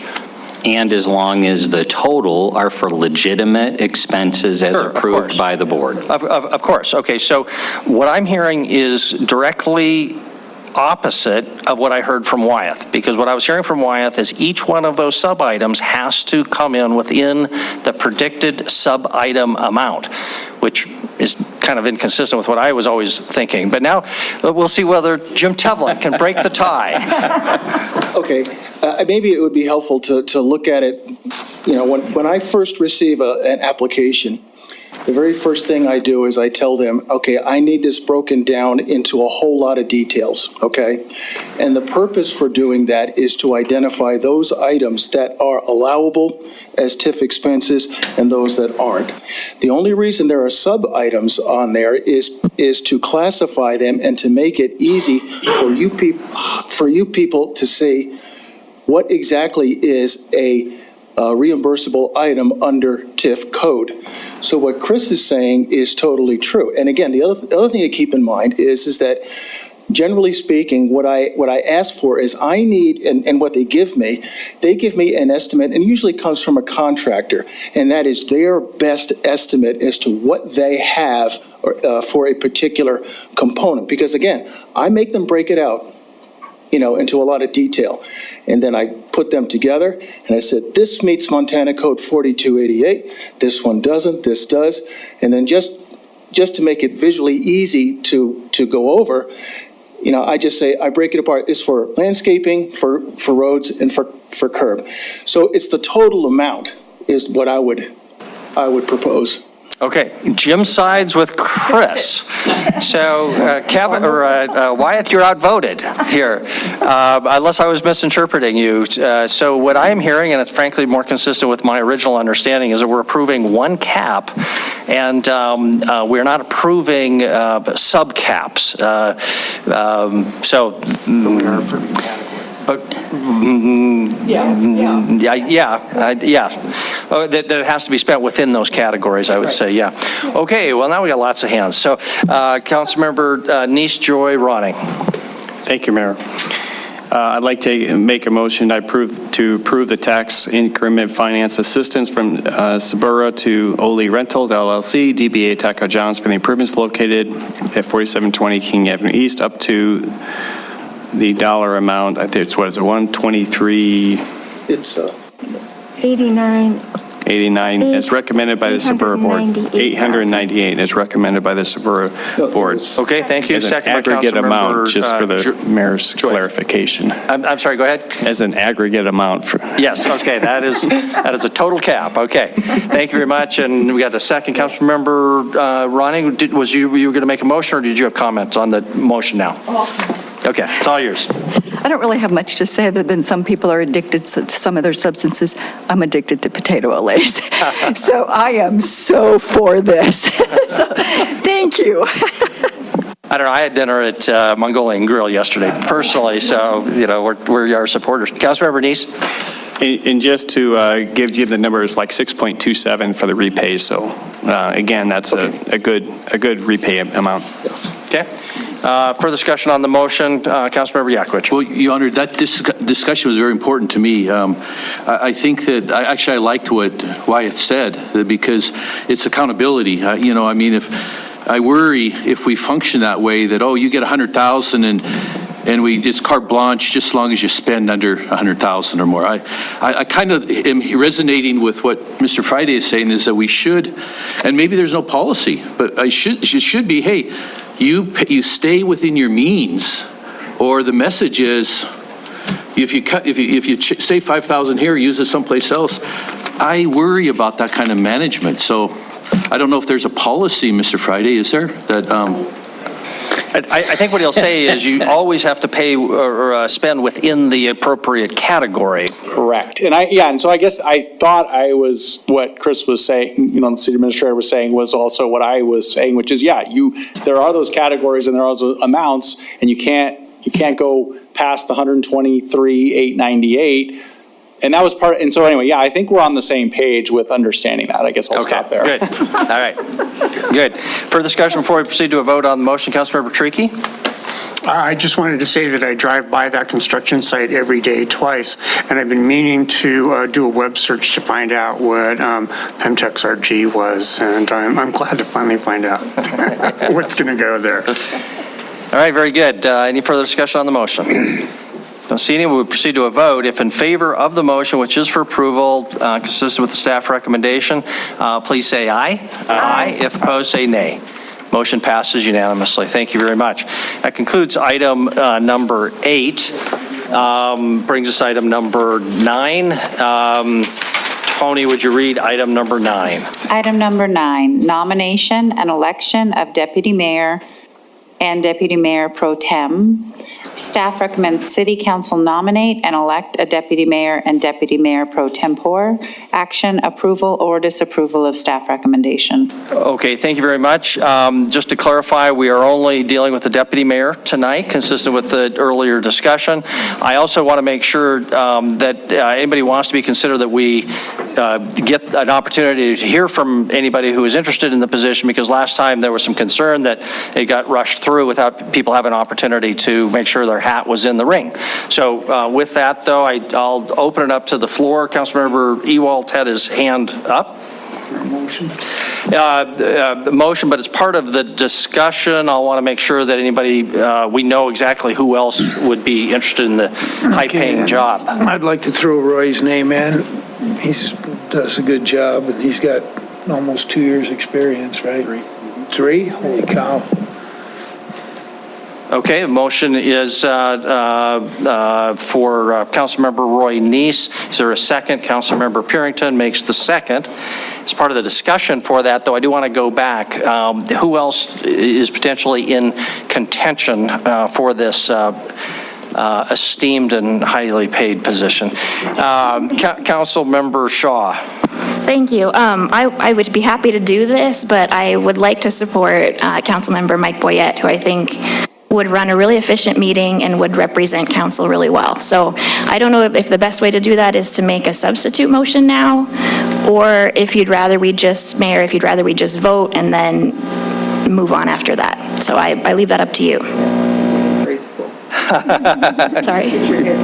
Yeah, Councilor Purington recommends, put your head down, and then somebody will count. However you want to. I think either way, as long as people understand what would come if the motion passes, the motion passes. The motion doesn't, then presumably we would look to you or somebody else to make that second motion. Council member, okay, so we do have a motion, we have a second, so discussion now on the motion, we've got that. Councilmember Tricky and Councilmember Purington? My understanding of that motion was that he was throwing someone's name into the ring, which to me is to nominate.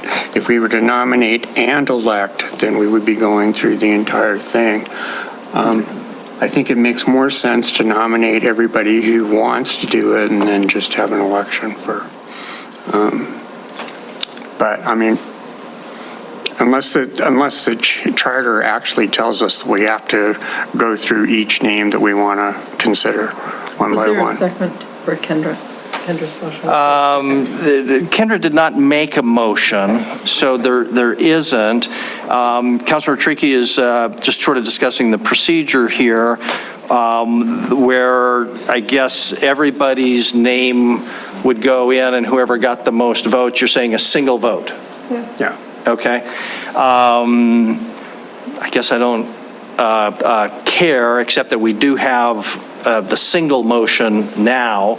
So I guess just to be consistent procedurally, if people want to go in that direction, you would need to make a substitute motion that included more than just Councilmember Neese's name. Does that make sense? Mm-hmm. And then we would have, and it could be another person or two or three people, whatever. So, but at this point, it's just discussion. I'm not hearing a substitute motion. Okay, so we'll move on. Councilmember Purington. Well, I'm happy to make a substitute motion so that we can do, one vote.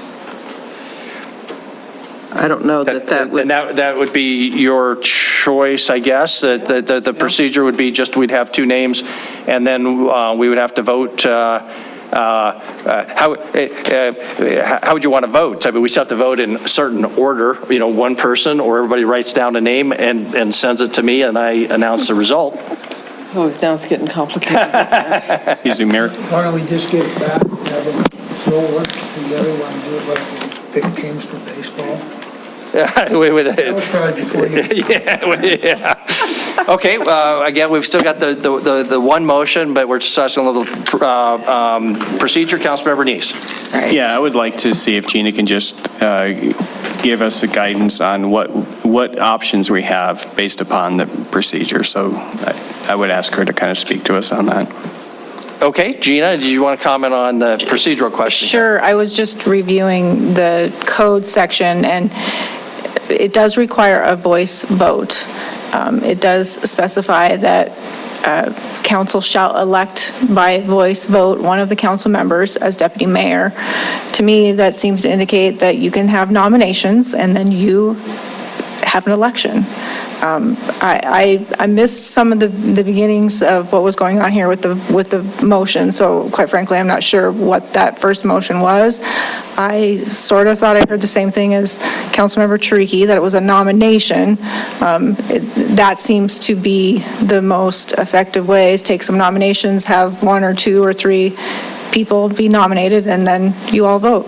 Take a voice vote, as you normally do. Okay, and so Councilmember Ewalt, this is more effort than it probably deserves, but just to clarify, is your motion for the to nominate Councilmember Neese with the understanding that there would then be presumably an additional nomination or two? We're losing 4, so 6 can run. Yeah, okay, so you're making the nomination as opposed to a motion for only the single candidate that would require the vote. Okay, if that's the case, is that consistent with whoever made the second? Councilmember Purington? It is, okay. So we're open for nominations. Councilmember Shaw. All right, great. I would like to nominate Councilmember Mike Boyette.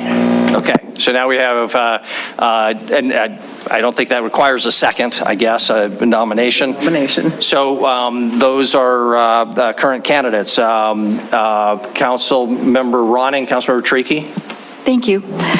So not necessarily a nomination, but my first choice would be for Councilwoman Denise Joy. The reason being is she will be, outside of the mayor, the most senior council member going in, and there's only two of us that can say we've never, ever, ever missed one single meeting since we were elected in 2017. Neither Councilwoman Denise Joy nor I have ever missed one single meeting. We're the only two that can say that.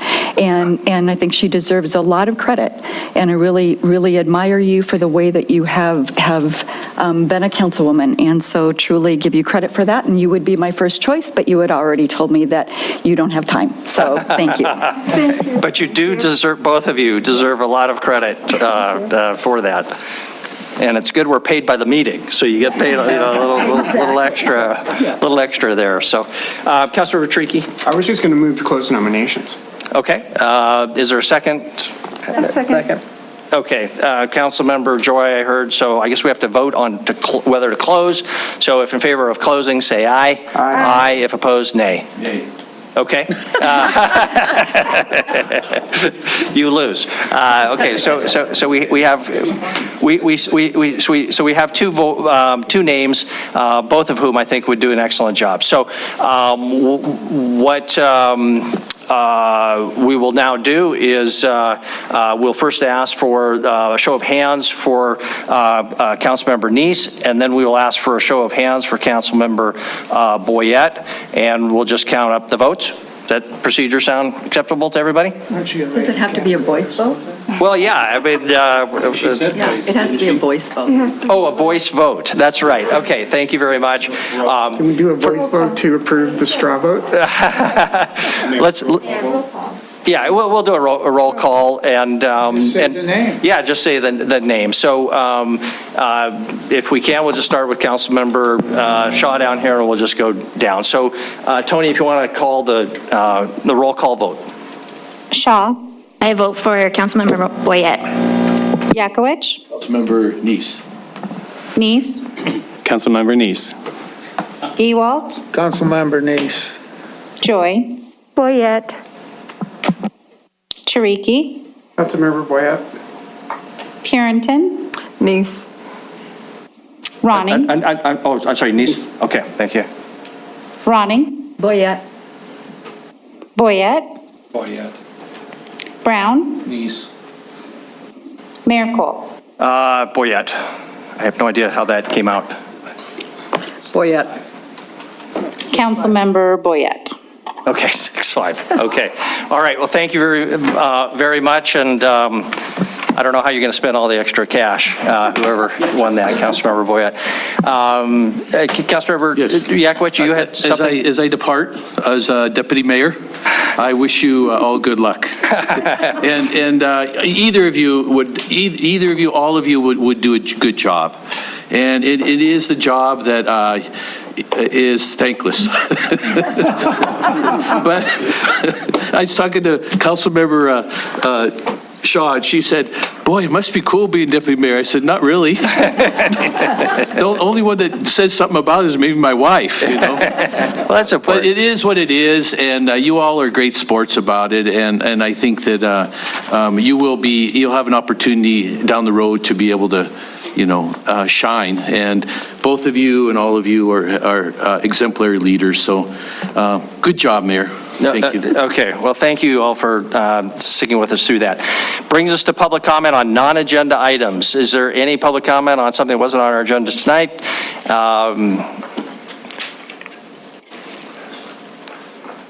Sorry, we'll close the public. Oh, no, sorry. Kevin Nelson, 4235 Bruce Avenue. In my opinion, when the governor rescinded the emergency COVID order, that, in my opinion, doesn't allow for Zoom-only meetings now, and that would have to do with the Suburra Board. I believe they need to be now in a public place, date and time. They can certainly have a hybrid. I mean, if there's some people that, and I don't disagree with the hybrid meeting, but at the same time, I think to fulfill the spirit of the law, I think a meeting is a public meeting where people attend in person. And since, like I said, the governor's order is rescinded, I think that Zoom meeting venue, I think, is closed, in my opinion. And then the second point, so I'm sitting back there thinking, wow, we're going to stay on the meeting and Constitution. How about the right to participate in a meaningful matter? Meaningful. I mean, you gotta, if we're going to participate, let's be meaningful in our right to participate. And I think I'd like to see this council take that up. So let's see, you went for 2 hours, then you took a break, and then 3 TIF applicants got up and got to schmooze the council for an hour and 20 minutes with their director, their developer, their architect. We spend over $1 million. So how meaningful was the comments at the beginning of a meeting at the beginning? How meaningful were the comments at a Zoom meeting of the Suburban Board? Probably not very well. And I think this council could go a long way recognizing the fact that the people should have a right to participate when their dollars are when they're spending their dollars. And I would like to see maybe an initiative that would allow for the public to comment on not only, like, for instance, this TIF tonight, but other items of interest that have public expense attached to them at the time when the item is being discussed. I mean, we've sat here, you've all been here. We start at 5:30 and 11 o'clock. You're going to make a decision and someone spoke at 5:30 and you're going to try to remember what he said or she said. It's not meaningful.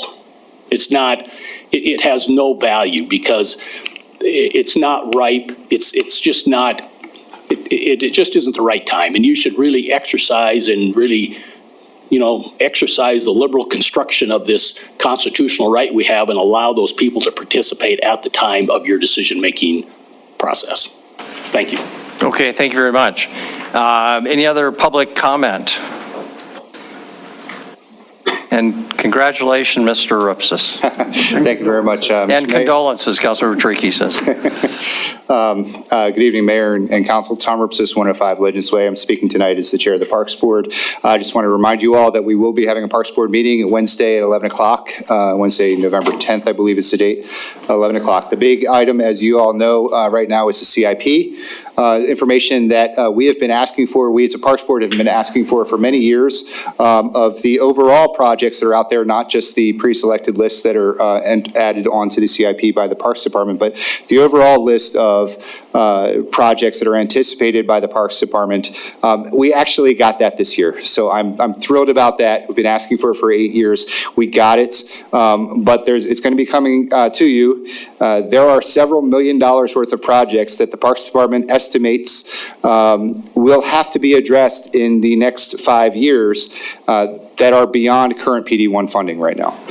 So we know that PD1 is sunsetting. We know that we're going to have to come up with something, but I want to raise this to your attention now so you can get involved throughout this CIP process because your input is necessary. There are just way more projects that the Parks Department anticipates need to be addressed in the next 5 years than we currently have funding for, and that prioritization is going to be critical. So I just want to make you aware of that, and also the public, invite them out again Wednesday, 11 o'clock at the Parks Department offices. Thank you. Thank you very much. Any other public comment on anything not on our agenda this evening? Don't see any, so we'll close that public comment period. Gina, just to Mr. Nelson's point, I mean, we can always have a public, we have to have a public hearing when we have to have a public hearing, but often, public comment is also held on every item at the time it comes up. There's no legal prohibition from our doing so, right? It would be kind of a question of efficiency, I suppose, for us? That's correct. Okay. Absolutely. Okay. Councilor Purington, before we go to council initiatives. Yeah, just one question to clarify on the hybrid.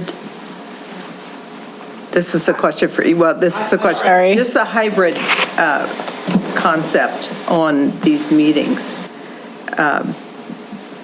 are those, I mean, can some just do a Zoom meeting and that's it? Or does it have to be hybrid?